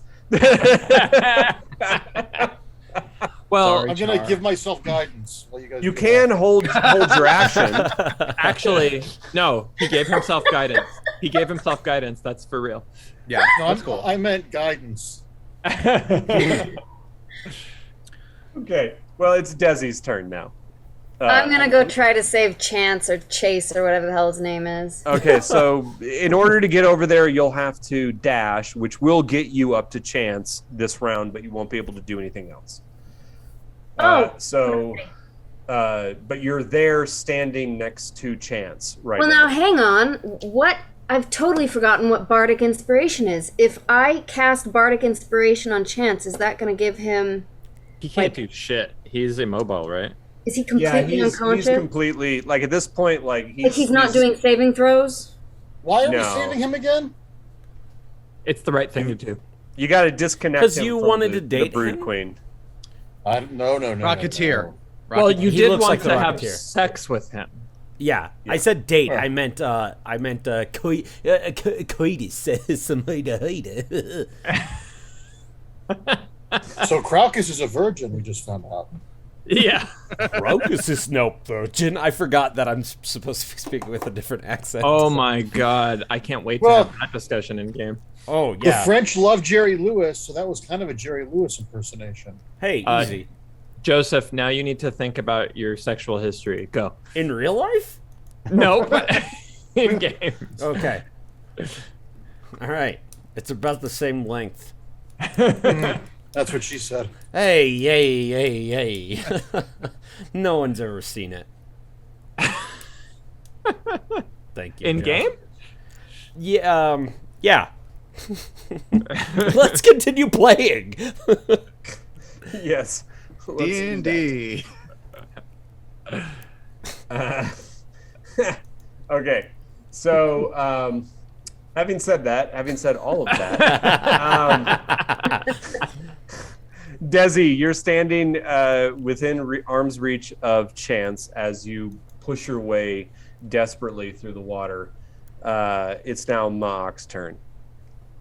Okay, so I take it that the fire from Bap's fingertips burned the one I was stabbing to death. Is that right? Well, he's now submerged. Is he dead, or is he just on the end of my Githka submerged underwater? No. Oh no. He seems thoroughly dead. Okay. Then Ma'ak would reach down, retrieve both of his tchotchkechas from the body of this Yanti, and he would turn to look at the paralyzed one. Does that one still seem like it's alive? Also surprised. Well, that one is hard to tell because it's still in the held position. Great. Give me an Arcana check. All right. Well, I will try. Oh, because if he was dead, he might not be held anymore. Ooh, Hey. a nat 19 for a modified 24. You've seen held individuals die before, and when they die, they stop holding that position, and they go limp. So he's still rigid? Yeah, still rigid. I mean, Still arm is ridged. up, and elbow is backwards, and finger is backwards, but still held rigid. What a horrible day he's having. Yeah, well, it's about So to he get looks worse. like that statue of Walt Disney. Yeah. Where is the nearest net of filaments? Oh, they're all around. There's one going up right behind, like into Regnus, into Chance, right in front of you. Yeah, well, we have to free Regnus from that one, so I don't want to. Do you free him by ripping it out? I don't know if I'm not touching Chance. That'll be a BAP question. Yeah, no, I'm not going near the one that's got Regnus, but you said there's a bunch of blossoms nearby. I'm a large creature. Oh yeah, there's plenty within 5 feet. Yeah. Don't filament shame him. Okay. I grab the Yanti that is still held by Geza's magic, and I aggressively shove him into the nearest filament nest that is not attached to Chance. Okay. And I let it take him. Give me an athletics check. Alrighty. Do it with athletic prowess if possible. Like real strong boy. Oh yeah, roll it good. A modified 11. Okay. You're not the strongest Thrycreen in the hive. So you're able to kind of grab him and just kind of toss him, like just kind of pull him like to within like kind of reach, kind of this where he like comes to rest on top of like a cluster of filaments. But then he's mobile, right? So doesn't it just he's wrap immobile. around him? Yeah. I mean, so, I figured the filaments do the work once it's closed. Yeah, aren't the right? filaments just trying to penetrate all well, flesh? and that's exactly what does happen is once you lay it down on top of a cluster of these loose filaments, which at this point you realize were probably filaments that were destined for Chance, they do start to writhe and like squirm and seek purchase on him. And I'm wondering how viscous this water we are in is. It's certainly phosphorescent. Anyone? Well, I mean, how flammable do you think it is? Well, hold that thought because it's Bap's turn. Is sulfur flammable? I'm pretty sure it is. Yeah. Well, I mean, but mineral water's not. Like a mineral spring isn't necessarily flammable just because. Yeah, it unless has- this is Lake Erie, we're not probably not setting it on fire. Yeah. But But BAP, what is BAP doing? So So you're just- standing there, like right here, where all of this is happening. I'm the B. So I'm looking at the map here. I'm the B, right? Back in my chamber. I mean, granted, that map doesn't really mean anything. how many want space. are left? None Just that we're just aware the of. one that is held. Well, But you he's know held that and there's now like a he's whole fucked fucking shitload of them back in the main caverns who probably have been alerted to your presence at this point, or probably making their way over here now. So I'd like to do two things. One is, if I have enough movement, get basically, use my rescuers as cover, like. Because, Okay. So that if I can get kind of in between the group and have them sort of be blocking me. A meat shield to complement the other meat Yes. weaponry. There's been a lot of meat today. And I would also like to finally cast Mage Armor on myself. Okay. I thought you already did that, didn't you? No. That I did. No, you cast. Yeah, chose the other one. The Burning Hands instead. I took Oh. a risk. Oh, okay. but my vengeance overcame my desire for self-protection. But that's back I now. understand. That's important.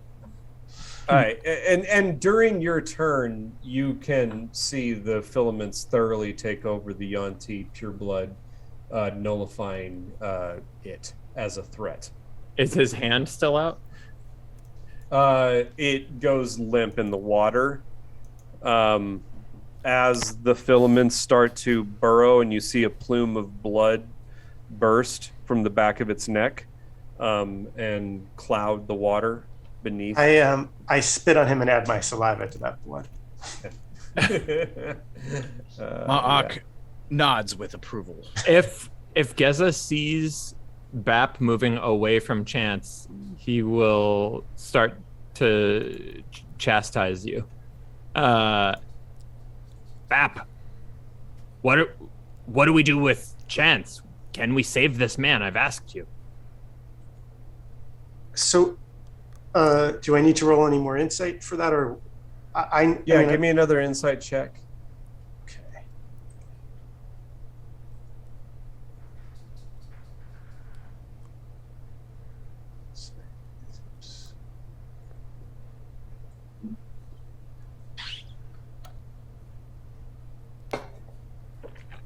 A little better. What was that? Make sure So you're 15, not sorry, I rolled a Modified 15. 15. Modified 15. Okay. And remind. Okay, you're trying to make an insight check on. If we can save Chance. Oh, yeah, you do still think that you can. The threads are going to have to be pulled out one by one. Each one is going to take a full round to extract, and it's going to require a sleight of hand check. And how many are there?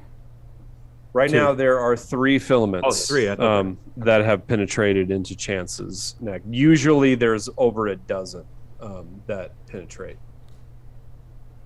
Okay. So, All right, Aaron. Just so you Remove know, them in the carefully. meantime, Ma'ak has already turned his gaze to the window, where supposedly the boss, the pit boss, is realm or office or whatever it is up there that he oversees this place. Can I see where that is?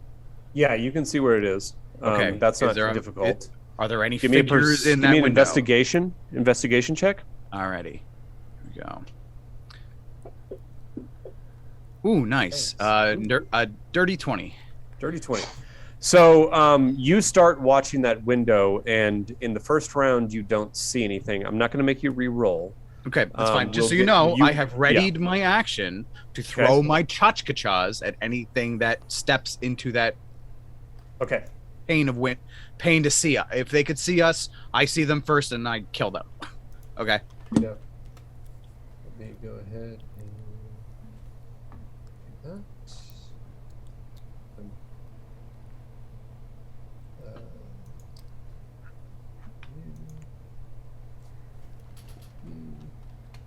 Okay. Okay, so you start watching. It's now we're gonna go out of basic initiative order, unless you guys have anything that you want to do. Let's run through this really quickly. Geza, is there anything that you want to do right now? Yeah, if Bap says we need to pull them out one by one, I immediately go over and start to pull one out. I don't wait Okay. for permission. All right, so give me a sleight of hand check. That is a modified 12. Modified 12. You start to tug on it, and Chance starts to scream, and Bap, you realize he's doing something wrong. Well, Bap, if you are better at this, then perhaps you should be doing it. Craucus, is there anything that you want to do? I will go up and I will continue to smash the 1T and mush them into the water. Like the Hulk, he just goes up and starts stomping on them. The water's sloshing all over the place. It's going to take some time to make him since- cook a vlog. Sorry. Since it's a bonus action to switch to Meta Concert, I'll do that this round, and switch to Craucus and say, Craucus, watch with me. That window there. Mhm. Kill anything that sees us first. Okay, I will kill anybody who spies our actions. That window, by the way, is about 10 feet above the ground around the edge of the cavern. Oh, so So I have Craucus could to- lift us up there. Yeah, I could easily I could just kind of walk up and look through. I looked at Yeah. Desi. Do give you a motion? Like you want to go? Are any of you adept with your hands? Me. Come I want- over here, please. I will. Okay, I would what like. is Char, real quick, before we get to you, what is Char doing? So, wait, Craucus, real quick, are you going to go over to that window? Yeah, why not? Mm-hmm. Okay, so you start to make your way over to that window. Now we're at Char. What is Char doing? Because Can you're I- still over at the edge of the cavern. Yes, but can I cast the cleansing flame spell onto another being, or is it only for self-use? That's for you. That's only Okay. benefits you. I don't know. You can hold an attack for the window also if it's within range. Yeah, I don't know. Give me a perception check for Char, real quick. Under what tab is that? That's That would gonna be under be skills. skills.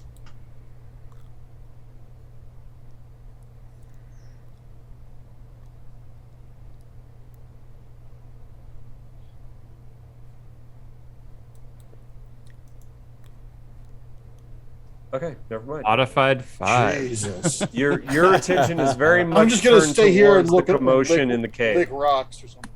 Okay. You So, noticed? but no. Okay. But aside from that, what is your plan then for this round, for this turn? I don't know. Everybody else is across the water. I need to figure out a way to get across. How far is that control room from Char? Like, is there a Char would have to perimeter go he could all the way walk? back through this, it's not a long cavern, but there's the narrow 10-foot wide cavern that leads back to where you guys entered into the cave system, and then he would have to make his way out into the main common room, and then he'd have to go to the north of that common room and up into the chamber. No, I just mean like visually how far. If he's like at the edge of the water looking into that space where we Oh. are. You mean like the window that looks out into the Yeah, space?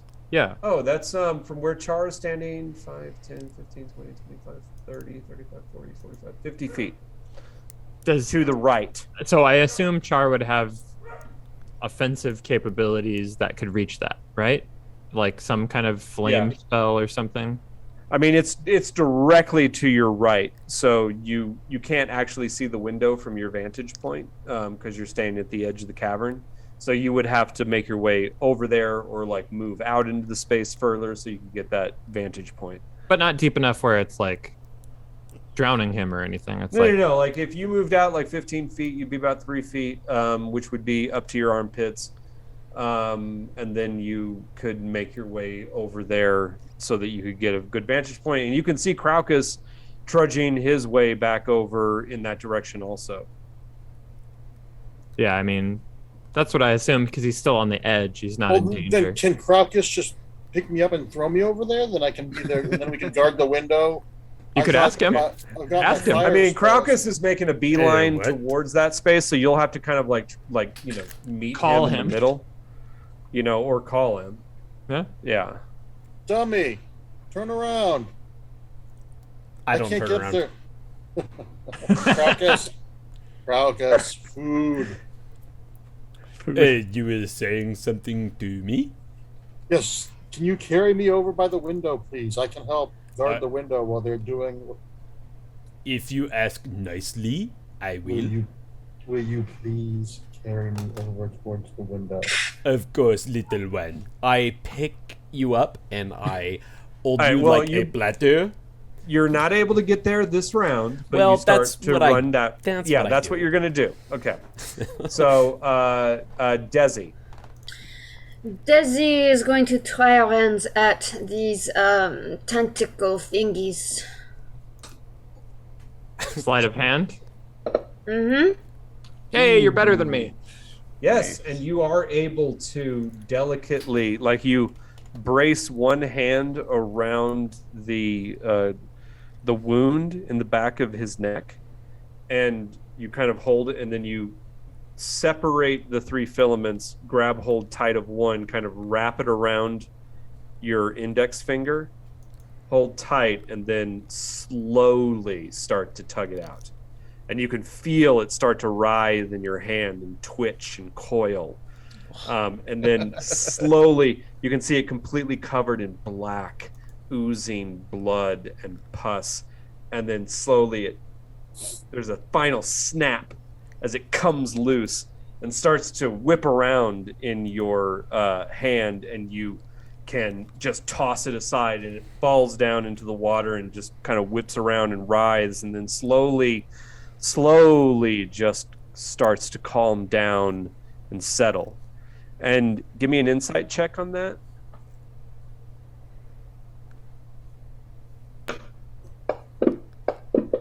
Louis. All right, well, you're not certain what that means. 6. But that's your action. And the whole time Regnus is just fucking screaming. And I say to Desi, you see, you do like this. It's very easy. Yeah. Mark. Okay, so I see this happen, right? I see them pulling Yeah. these filaments out of Regnus's head and all that, right? Is he thrashing around so much that he's endangering himself, or did No. He's stiff as a board, but Light as a feather. Okay. You can see all of his joints are contracted up on it. Everything is like tightened in on itself, and Okay. he's just kind of shaking. And you can see like he's screaming through clenched teeth as Desi starts to pull that filament thread out. Mhm. His jaw clamps shut, and you can see the muscles in his jaw like just bulging because of how tightly he's clenching his teeth. He was lucky his tongue wasn't out. He would have bitten it clean off. Yeah. You worry, or I don't know, maybe you don't worry because Chance hated you. But you get a sense that he might shatter his teeth. He's clenching so hard. Gotcha. Anybody have a wallet? So, if I'm keeping score correctly, when we first encountered Bap and we enticed him to help us retrieve Craucus's statue that Regnus had stolen, he took it out, but then that had been recovered by the pit boss. So presumably that's still up in the office. Yep. Right? But we never asked him to find the cylinder that was gifted by Ebon to Regnus in the first place. So in theory, his original cylinder should still be on his person, right? I'm going to find it. Okay. I search it while they pull that out of his neck. I search his body for that cylinder. Okay. Give me an investigation check. Alrighty. I will attempt it. Oh, ow. I am skilled at it, actually. So that is a 14 total. Unfortunately, they searched him thoroughly as they brought him down, evidently, because he does not possess anything else. Okay, other than well, his at least I can kidneys. confirm it's not on his person then. Yeah. Okay, that's fair enough. Okay. Then, so, do you have any other actions you can do? I mean, since I have no other thing to do with, I basically, shrug dejectedly. I'll leave it to Desi, but I will actually move to stand next to Craucus and see about. I wonder if I can climb that, giant, and see if I can peer into the window if I think I can get up there. Do you want that? Okay. So I don't you think can start Ma'ak moving would that ask way. to be lifted. Yeah, but you can start to move that way. Okay. And Bap. So real quick, give me an insight check.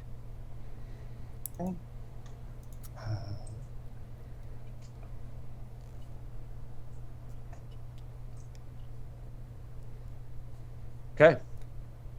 You know that when the Yuan-Ti engage in their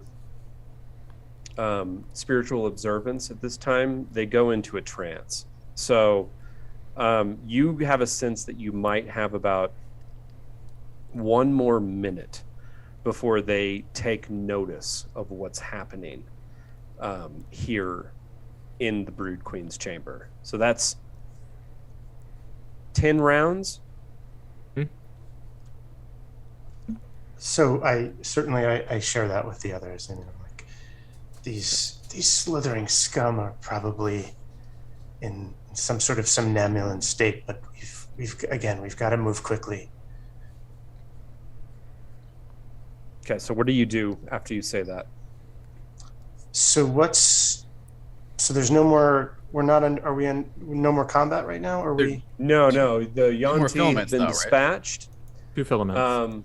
The Yuan-Ti have been dispatched, and you know that the Brood Queen is not actually a danger unless you were to start disconnecting a bunch of the people connected. The Brood Queen's not going to notice that you're even here. Help me with these filaments. Help me. I will help. So that's a sleight of hand roll? Sleight of hand, which you are not proficient in. So no. So should I? I'm gonna. So make the attempt. Okay, but I'm gonna look Isn't he proficient though? Isn't that his whole job? Is removing. Well, this his stuff job is connecting Placing them. and But I thought and then extraction harvesting them. was half of it, extracting it so it doesn't kill them. I can So see that the he argument preserves- that he doesn't have to be good at placing them because the filaments go to where they want to go. You've never had to disconnect someone prematurely from the queen. I'm gonna look at Desi since she asked me. I'm gonna say I'm more skilled at attaching than detaching here. Are you sure you want me to try? We'll do no harm to try. Well, it's your friend, and that, I don't really probably care enough. That's enough for me. So Yeah. Yeah, you're like, I want to get the fuck out. yeah, so I'm Okay, gonna give it to me. non-proficient. We have roll. to. We have to try hard enough. We can sleep at night. Can you do that? That's all we need. Oh no! Oy, That's a 4. That would be a 4. That's a robust from 4. our guy. As you start to pull, you yank too hard, and Chance Always. screams louder than he ever has. Always with the yank it too hard and the scream. I try to shush him when he shush. You yank too hard and you say, quickly shush, clasp you're your going to wake hand my over his parents. You quickly clasp your hand over his mouth. The one benefit of this is that when you yanked so hard, he opened his mouth, unclenching his jaw, probably preventing him from shattering his teeth. Oh. And so now, like, if anybody wants to put something in his mouth, just don't do that. I'm not gonna Hey. say anything, Like but, my you know, last 3 whatever. dates. Whoa, hey, oh. Whoa, hey there. Too much information. Okay, so Geza, it's your turn. Put something in his mouth. Something leathery. Let's see. I don't even know where to check my action order. I have a bonus action and an action, or is that not default? I assume if I were to cast everybody guidance on gets a myself, that bonus would be action and everybody gets a reaction.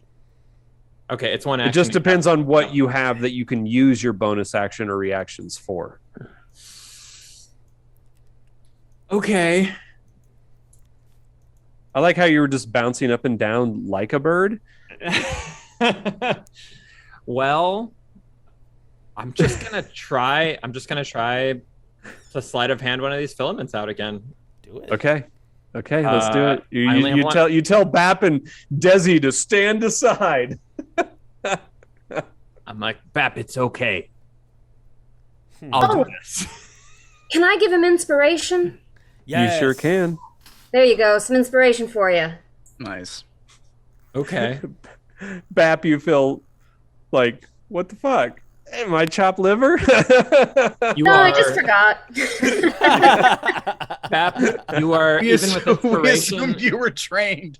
Even with inspiration, your max roll would have been an 8, so it's Yeah. fine. Yeah. All right, so here we go. I appreciate it. Modified Yay. 20 to remove a filament, and I didn't. And use my you can extract the second filament. One remains. As you do so, once again, Chance's jaw clenches tightly, and you hear a loud crack come from inside his mouth. Hey, Wow. there goes And- one of the teeth, that idiot. Yeah. I only got one action. I'm gonna remove a filament instead of putting a towel in his mouth. Craucus, it's your turn. Hey, I'm still watching this hole over here. No, My you were name moving is to pick up Char. Char. Hey, no, your name is Earl now. Okay, Earl. I pick up Earl and I put him in the hole. Okay. So we'll just say that the two of you can connect. You can pick him up and you can lift him up to the window. Okay. We Easy can for actually babies. start using the map again. Let me get this actually centered. Centered. I know it's like all fucked up. Like I like this is another thing. Like, hey, Fantasy Grounds, why don't you give me like a little arrow? Wait, I think I might. Can I? Nope, I can't use my arrows. I can only use my arrows when I'm building maps. So Not sure what like, everybody's- instead of this thing, instead of like trying to do this thing, like why not just give me like a little arrow that I can click on and move the map around? No, It is not 10 that minutes it's to simple. 7. So okay, so where is okay, so you are here now. Let me open that up. Where is that? Oh good God, come on, dude. Now you're no open. Where the fuck is there you are. Okay. So you're in the oh you son of a bitch. Let me move. Okay. God damn it. Like, I'm trying to put you in the room. I am the dungeon master. I should be able to put you wherever the fuck I want. And I can't, so I'm going to delete that token and let's see if I can place you. There, okay, there we go. Easy. Let's go. Okay. So, Char, you are now in the chamber of the pitmaster, and those things do not exist. Damn it. Close. Get rid of that. Okay. So you are in the chamber of the pitmaster. Currently it's empty, but you can see that there are carpets all over the floor. In the center of the room is sort of a table divan sort of thing that has a array of foods on platters set up. There's one platter that looks like it might actually even be metallic. The other ones are all ceramic.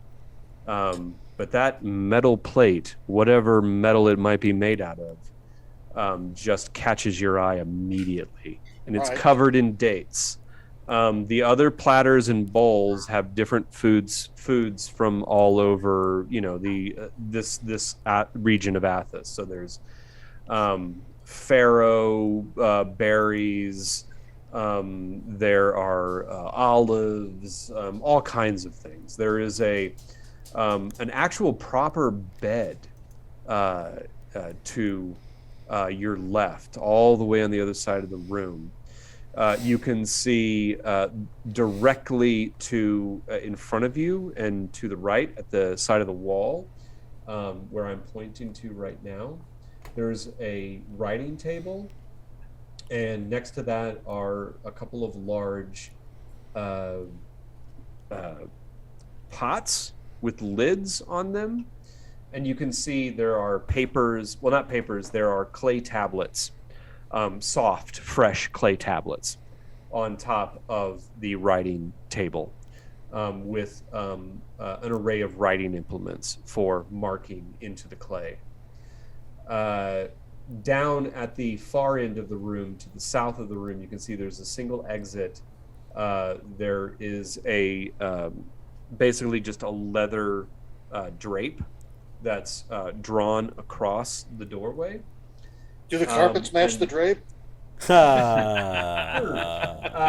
then there's one other window on the north side of the room looking out into the Brood Queen's chamber.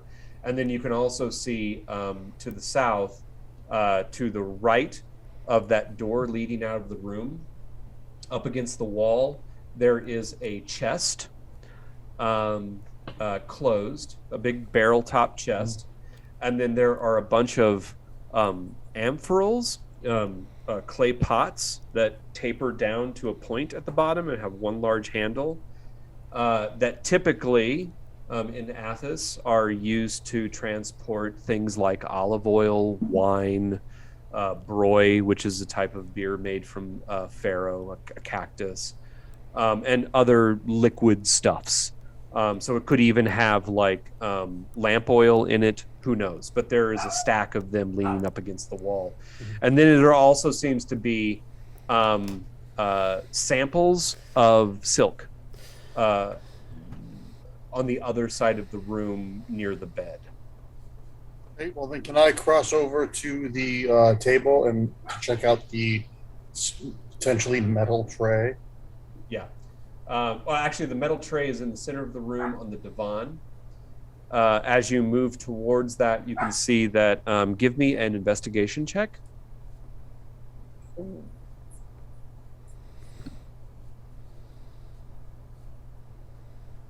Okay. At first glance, when you first entered the room, you thought silver because it's quite polished. But as you get closer, you can see that it's probably tin. Still quite valuable. Very valuable. And then it has an array of like dates and other kind of like seed fruits and stuff. Can I dump all that stuff into one of the bowls and stick that tray in my belt? And the belt and the tray itself is about 12 inches, so yeah, you can slide that wherever you can find a space for it. Oh boy. Okay. And that's your action. Looting was what you chose to do. So protecting artifacts. If it ain't D&D, it ain't looting. Okay, so it is now Desi's turn once more. Would be putting something between his teeth be an action? I can't do that. His mouth is, well, he clenched his mouth shut, so you would have to pry his mouth open, giving me a strength check, so yeah, it would be an action. I'm just going to try to get that last filament out then. Okay. Give me your sleight of hand.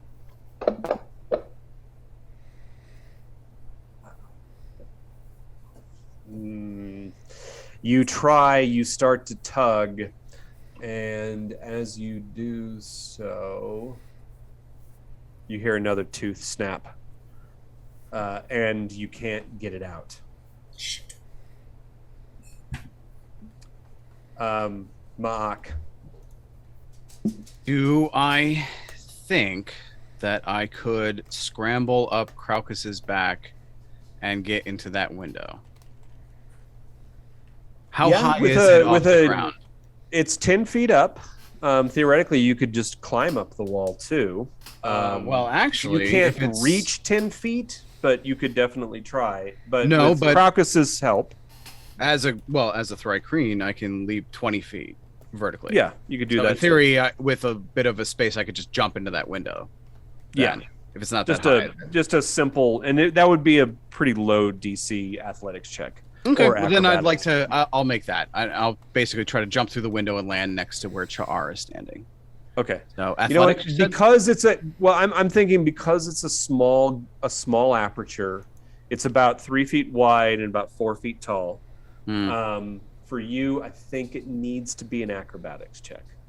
Okay. Because you have to contort your body as you go through. Okay, I'll give it my best shot, but I'm prepared to try to grab the edge of the window if I miss. Okay. And I roll a modified 19.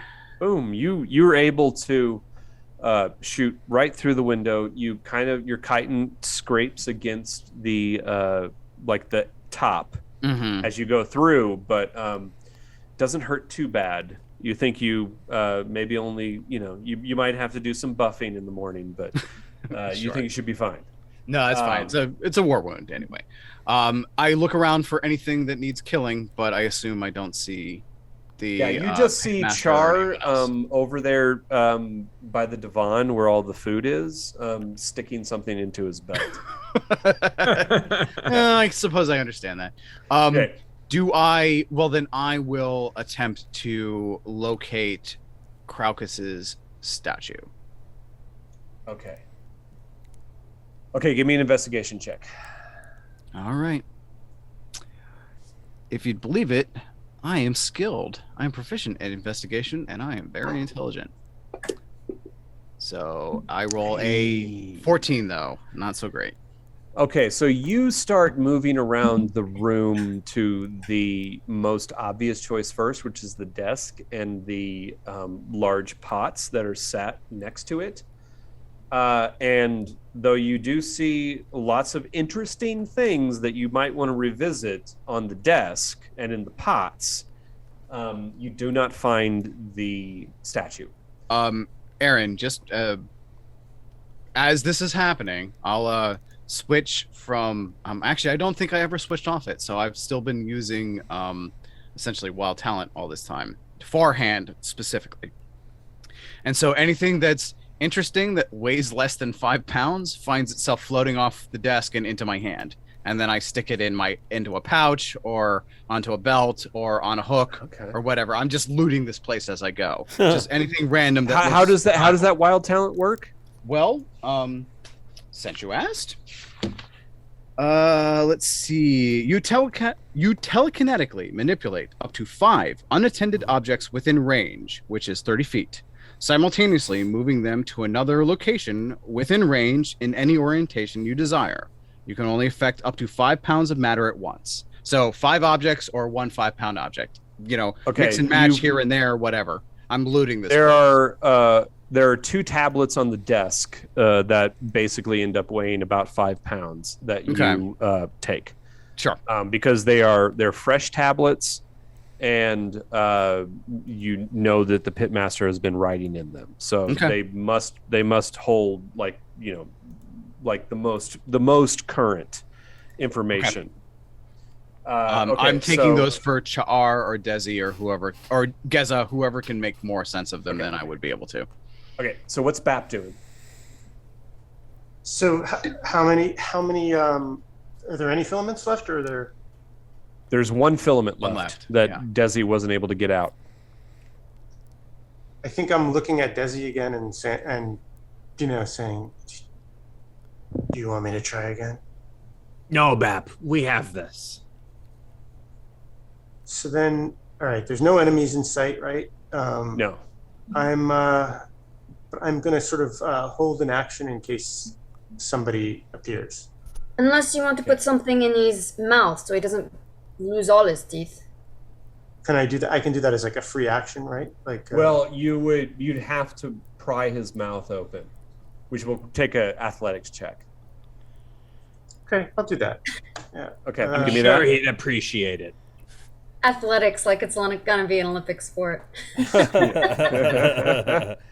he's chomping hard. Oh man, nope, you can't get his mouth open. He's clenching so fucking hard, and you're terrified too. Like, what holds you back is the idea that if you even got his mouth open, he could clamp down again. He's clenching so hard, and he could bite your fingers off completely.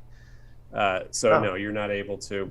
But you can still do your movement if you want to leave this place, or if you want to continue to stay here. So I just want to get an idea of let me switch back to the Zoom. So where I am in relation to everyone else. So you're 75. You're about 75, 80 feet from the window where they're climbing up.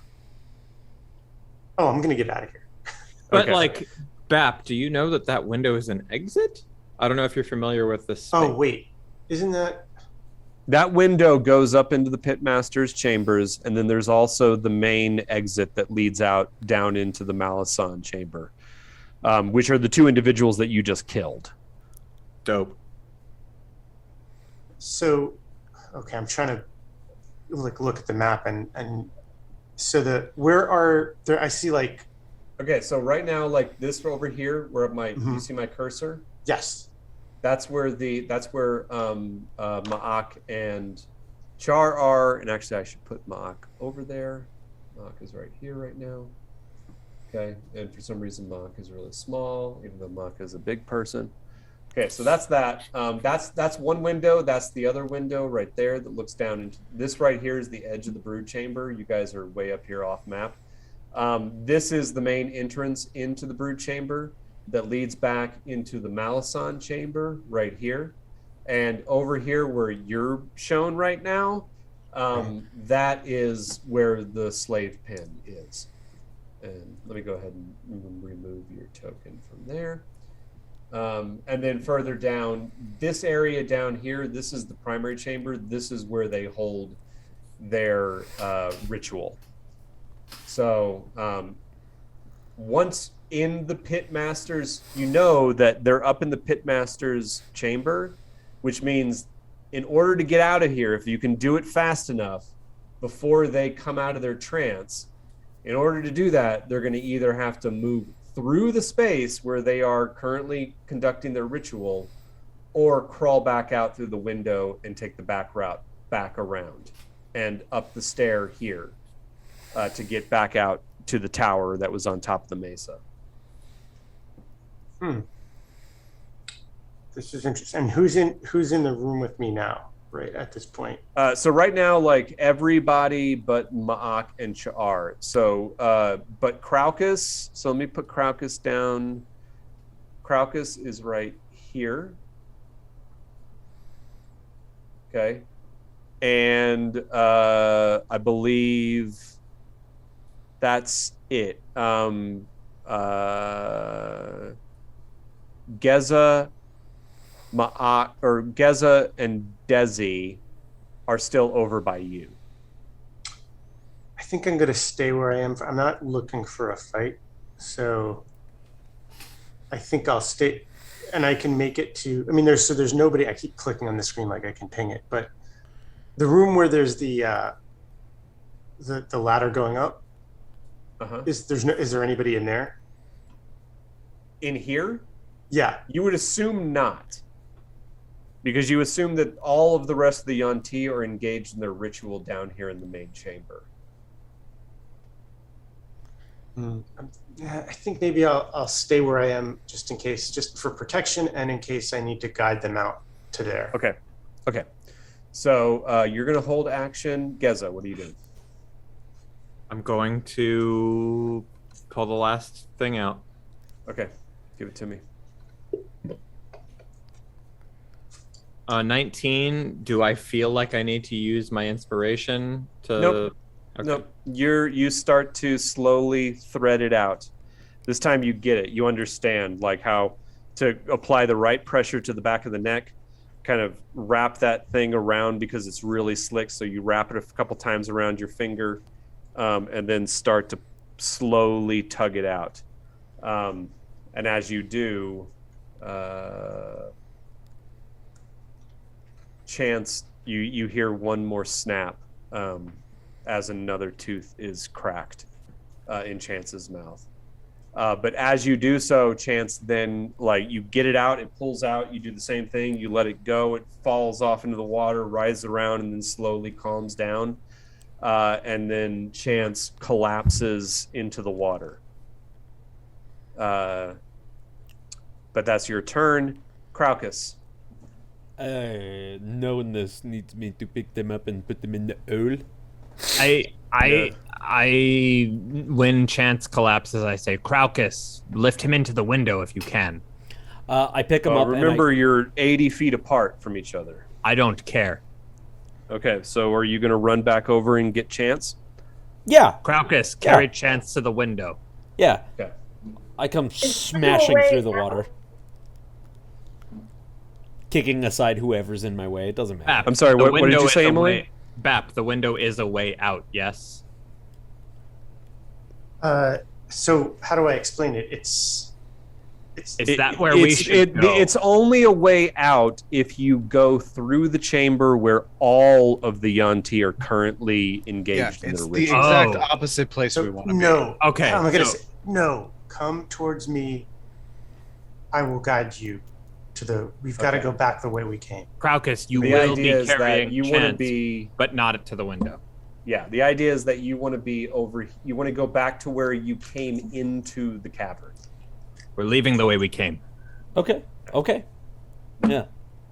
Okay, so I'm going to make kind of a long story short here by saying that there's no other obstacles, but it is going to take the group of you. So Bap, Geza, Regnus, Craucus, and Desi. It's going to take you 3 rounds to get back to the entrance, especially because Craucus has to make his way back over to you. And then it's difficult terrain moving through that water, and you have to be careful not to step on any filaments. But not So in for act- Crowcus, right? Crowcus should be able to school us Well, out. Craucus can rush across and get over there in 1 round. Not quite. It's 80 feet, so Craucus could dash and get there, almost there in a round, pick up Regnus, and then, so that's 2, 3. So really it's going to be 4 rounds. So we're going to imagine that you guys all get over there in 4 rounds. God damn it, and it won't let me move Craucus. Anyway, doesn't matter. So we're going to go back into the pit boss's chamber for 4 rounds here. So let me move through and get to Char. So where's Actually, Char? before we quickly move through all of this, did we locate the statue that we need? Not yet. That's in the pit. That's supposed to be in the pitmaster's chambers, which only Char and Mock are in right now. I will fly over there. Okay, so you okay, yeah. So 1, 2 rounds. So not this round. Next round, you'll be able to get there. So what is Char doing right now? So in the my room? my movement speed is 25, and then my fly movement speed is 50 feet. Is there a way for me to compound like You we've been doing can't. on You Home can't. You can't compound. It's one or the other. Play? Okay.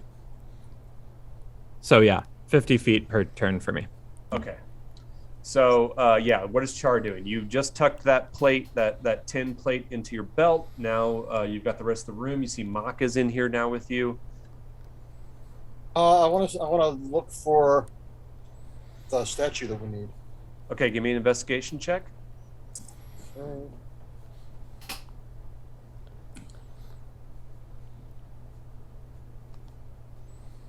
13.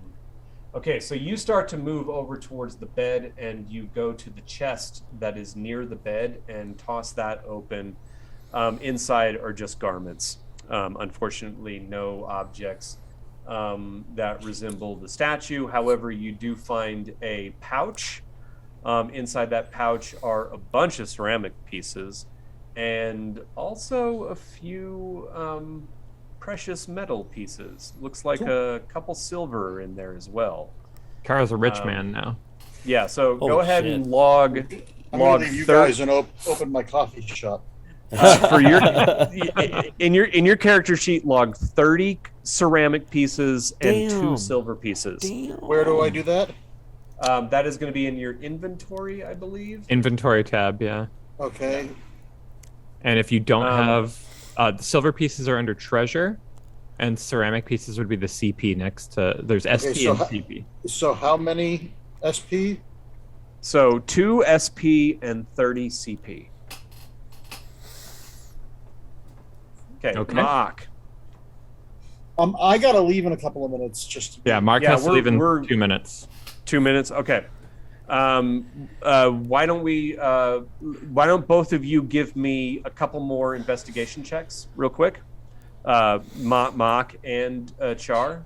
And I don't get one in this section yet. No, right? you can go ahead because you arrive now as well. So Okay. Mock is going to get first dibs on anything because it's technically his turn. All right, that's a 26. 26. And mine is oh wait, I rolled the wrong dice. 21. 21, 26, 21, and a four-sider. No, yeah, mine is a 25 actually. 25. Okay. Mark, you move away from the desk. You go to the barrel top chest, throw that open, and boom, right on top is the statuette. Char, you move next to that. There is a large ceramic pot. Inside that are bottles of wine or other liqueurs, and you can grab probably just about as many as you can hold.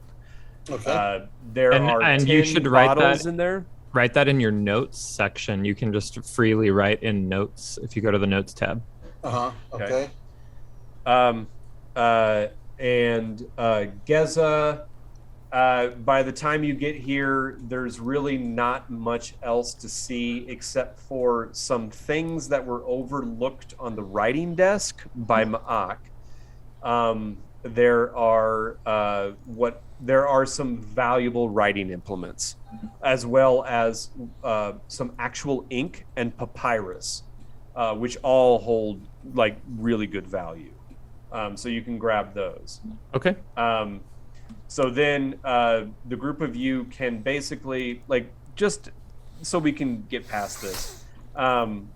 This only takes you 3 rounds. You can then climb back out the window, connect with Bap, and then make your way back around to the ladder and actually get the fuck out of here. Unless, like, you really wanted to go down and explore the weaving room. Nope. I don't think we want to. We wanted to extract Chance and get the writing implements, and that's it. And kill the Brood Queen. I Right? don't know. And I don't this- care about killing the Brood Queen. If you do, You don't want to end this operation? Why, if she's not bothering us, why should we bother her?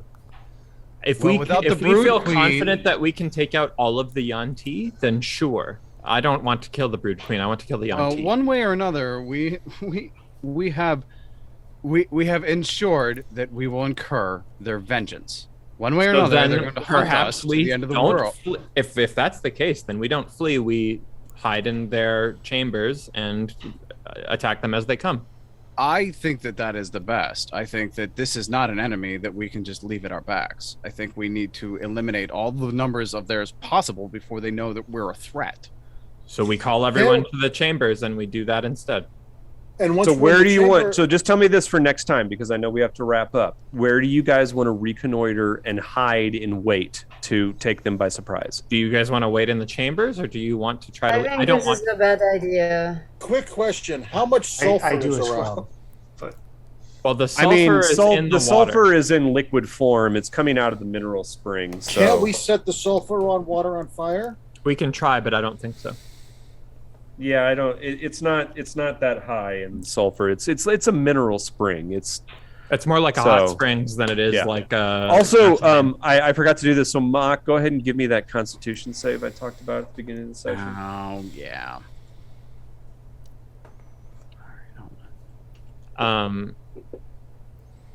That's an 8. Ma'ak makes a good you're argument. starting to kind of cough a little bit. The dampness is definitely getting to you. Ma'ak makes a good argument, though. They will be chasing us. Do we hunker down Unless you have some sort of master stroke to kill this incredibly large beast and how many of your acolytes, I say we get out while we can. It's not the beast. The beast is nature. It's the Yanti. If we can take out the Yanti, then we stay. If we don't think we can, then we run and we hide. Well, Why do we have to hide? Can't we just leave? Ooh, they will track us, for sure. Do we want to attack them out in the open, or do we want to fight them in this cave? how many are It's a- there? Bap, Only Bap how would know many? How many are there via Aaron? Bap, you know there's about a dozen more mixed. The pit boss, there's a couple of the more serpentine variety, which are very ferocious, and then there are your like run of the mill Yuan-ti that make up the bulk, but about like 12 more at least.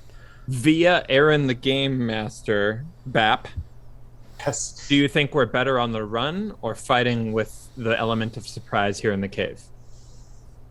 I mean, this is just totally my call here. Well, I think remember Aaron you should have a answer chance as to you right now. You have your chance to escape. Yeah, I know. I mean, I'm my feeling is there's 12 of them. There's six of us, seven of yes, six of us. 6 of us. And scopes. At least 12. And I've been here so long. That's all I've been able to spot, and it's hard to differentiate them. So I'm thinking we need to run. And remember, they do not like the sunlight. So So that's an advantage. So yeah, they're, I can't say they won't pursue us, but they will. I think we'll have a better advantage fighting them outside than inside. Very well. Then if we're running, the outside time it to is. run is now. Yes, then we run. We go out. Okay. So as we, I won't belabor that point then, unless there's anything else that you guys want to do as you leave. Char, Now, do you want to set the room ablaze? Set it on fire. I think why not? Yeah. I agree. Because at Please the very least, they'll be distracted with the fire. They'll give us that much more time to get further away from them and closer to dawn. I mean, at this point, Aaron, I think that Ma'ak is mercy killing anything within reach. okay. Yeah, you're just swiping out. You're just Just knocking put people down so into the these water. people will not become silk. On our I way will out, end it here. on our way out, Char will cast some sort of flame cantrip inside the room, and Ma'ak will kill things on the way out. Mhm, Okay. that sounds fine. All right, and we will say when you cast your fire spell, you did it above the surface of the water, because you are uncertain whether or not the sulfur is flammable. So you were trying to be careful. Go ahead for Char. Give me whatever fire spell that you're going to use. Okay, let's see here. Do you have a big one? I have. That's what you said.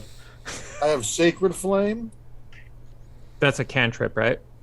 Yeah. Sacred Flame. Yeah. But I think Sacred And- Flame is radiant energy, not actual. Okay, I've not also actual got fire. Continual Flame. Actually, Flame. do you have Fireball? Because you keep asking about Fireball. Do you have it? No, you have to be 5th level. No, I took Fireball. penicillin, so I don't have it anymore. I have a fire bolt cantrip. Oh, but he probably doesn't have it prepared somehow. Well, it's a cantrip though, right? I don't. I thought as a extant I had Exarch. You do Exarch. have a bunch of That's fire some stuff because fire you're a fire stuff. Exarch. So let's go to your actions real quick. Well, if he doesn't have Firebolt as a cantrip, we need to fix that shit. You have Post-haste. Searing Smite, Absorb Elements, you have Cleansing Flame, but that's for your purposes. You have Sacred Flame, which is a cantrip, and we're popping that right up on the screen. So, but What's that his is biggest Flame like fire radiant, but spell, that's though? radiant. That's radiant energy. So I think it's going to have to be. Seeing Searing Smite is a melee thing. So you currently don't actually have anything offensive that is flame based. Yeah, that doesn't make any Sacred sense. Flame is the closest, but that is How do I get a radiant fire energy. bolt then or something? Yeah, what are his 3 cantrips prepared? Guidance, Light, Mending, and Sacred Flame. What does Well, Sacred he Flame needs do? fucking Firebolt in that shit. Sacred Flame is radiant damage, Okay. not fire damage. Well, how about he dumped Mending this morning and took Firebolt since we I knew think we were going he into did battle? because we were going into combat. Yeah. Okay, I'll give that to you, but that's again. Remember, Well, once he we doesn't know his spell. Yeah, so and you Yeah, Draco's no, that's a fine. newbie. No, that's He why I needs say. help. That's why I say. I'm giving it to you. That's why I'll give it to you. So But yeah, Firebolt keep in is mind- on his cantrips list now. That's How do it. I put that in there? Don't worry about that. Don't worry about that right now. Like, we just want to get. Oh, there we go. Something just happened. But at any rate, here, let me open that up so we know that. Does anybody else have Firebolt? I don't. I do. Okay. Can you tell us how that works? What that is? Yes, it says it's one action, 120 feet, instantaneous. You hurl a mote of fire at a creature object within range. Make a ranged spell attack against the target. On a hit, the target takes 1d10 fire damage. Okay. A flammable object ignites if it isn't being worn or carried.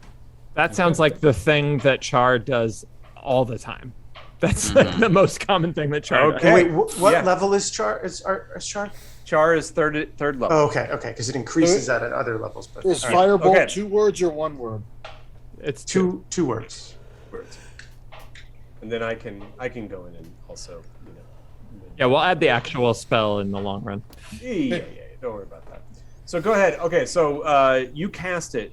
Where are you going to cast it out in the room? Like kind of like center point, or like where are you going to cast it into the chamber?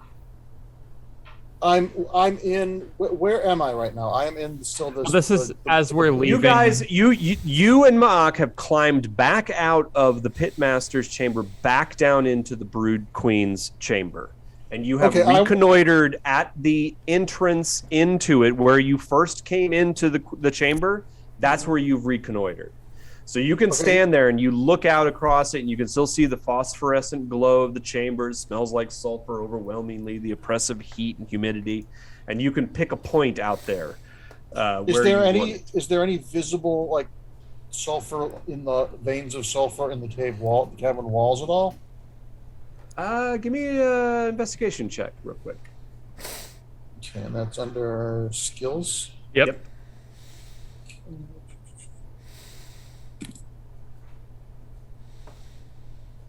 Ooh, okay. This should actually be a pretty easy, especially for a dwarf who's spent a lot of time in mines. Yeah, you can see some pretty massive veins of sulfur off about midway to your right around the perimeter. Then I want to shoot the firebolt into those veins because if it's hot enough, it'll burn like phosphorus and burn like napalm. Yeah, and you start to see this intensely blinding white light start to erupt from the walls, and it starts to spray sparks down into the water, and then boom, the water ignites and starts to spread out rapidly, and the rest of you know it's time to get the fuck out. Nice. Okay. That is very satisfying to see, though. And unless anybody else had anything else? That's the way we want to go out of this cave. Okay. So I finally did something. And that's what you do. As you race out, whoever it is who is the last to exit the cavern, and you guys can decide who sees it, but there's just a moment where you glance back and you can see that flame pluming out across the surface, and you can see the somnambulant victims of the Yuan-Ti silk trade, the Alcazar silk trade, begin to collapse into the water, and screams erupt in unison. And you can see at the back of the chamber, the Brood Queen starts to writhe and come alive at last, and this high-pitched squeal starts to ring out across the chamber. And as she starts to lash and hit against the walls, you can see stalactites start to crumble from the ceilings, stalagmites, and somnambulant individuals get plowed down as she starts to whip herself and her entire massive girth around. And as you rush out through the cave, the snaking cavern back to that ladder that leads up to the ruined tower, you can hear off to the south the sound of the Yuan-Ti like coming awake from their rapture prematurely, creating these similar squeals in unison. And boom, you all make your way up the ladder, And as you come to, you can see the blinding light of the Athasian sun beating down on you. It's midday now, or nearing midday, as you come out, and the heat is blasting. And you run off, like you just find the first direction that makes sense. I guess decide whether or not you want to run back down the switchback to the canyon, or try to go up and over onto the mesa, because there's still maybe another 15-20 feet that you could climb to get to the top of the mesa. Does Bap have an instinct on this? Bap, you were brought here through the canyon. You don't know what the fuck is up there, but you do know the back way. The back way is the other way into the cave. This is the back way. You know the front way. So from here, you haven't actually been anywhere but the switchback. I thought the mesa connected to the place we first met Bap. No, right? remember you had to cross back come. over? The exit that you we went just back went through out. a canyon. The exit that we just went out should connect back to where we met Bap, right? If you go back down the switchback into the canyon and go back up the canyon about 100 feet or so, that leads into a very narrow canyon that goes back into where that silkworm cavern was. And then back behind there is where there is a network of caverns and canyons that lead into the main entrance into the Yuan-Ti cavern system. Does that make sense? Sure. I can fly directly up and see if there's a better path, but other than that, I don't know. If you fly directly up, you can see that there's a flat mesa. If you guys climbed up 25 feet, you'd be on top of the mesa, and it's not going to be easy, but you can basically make a straight shot for the southwest, or the southwest towards Tyr, rather than going back down into the canyon. I would land at the top. I'll jump straight up, land at the top, and then drop a rope down, and say up here. Okay, and I think we'll leave it where the group of you are able to climb to the top precipice of the mesa, and out before you can see just a full panorama to the southwest. You can see the ringing mountains now clearly.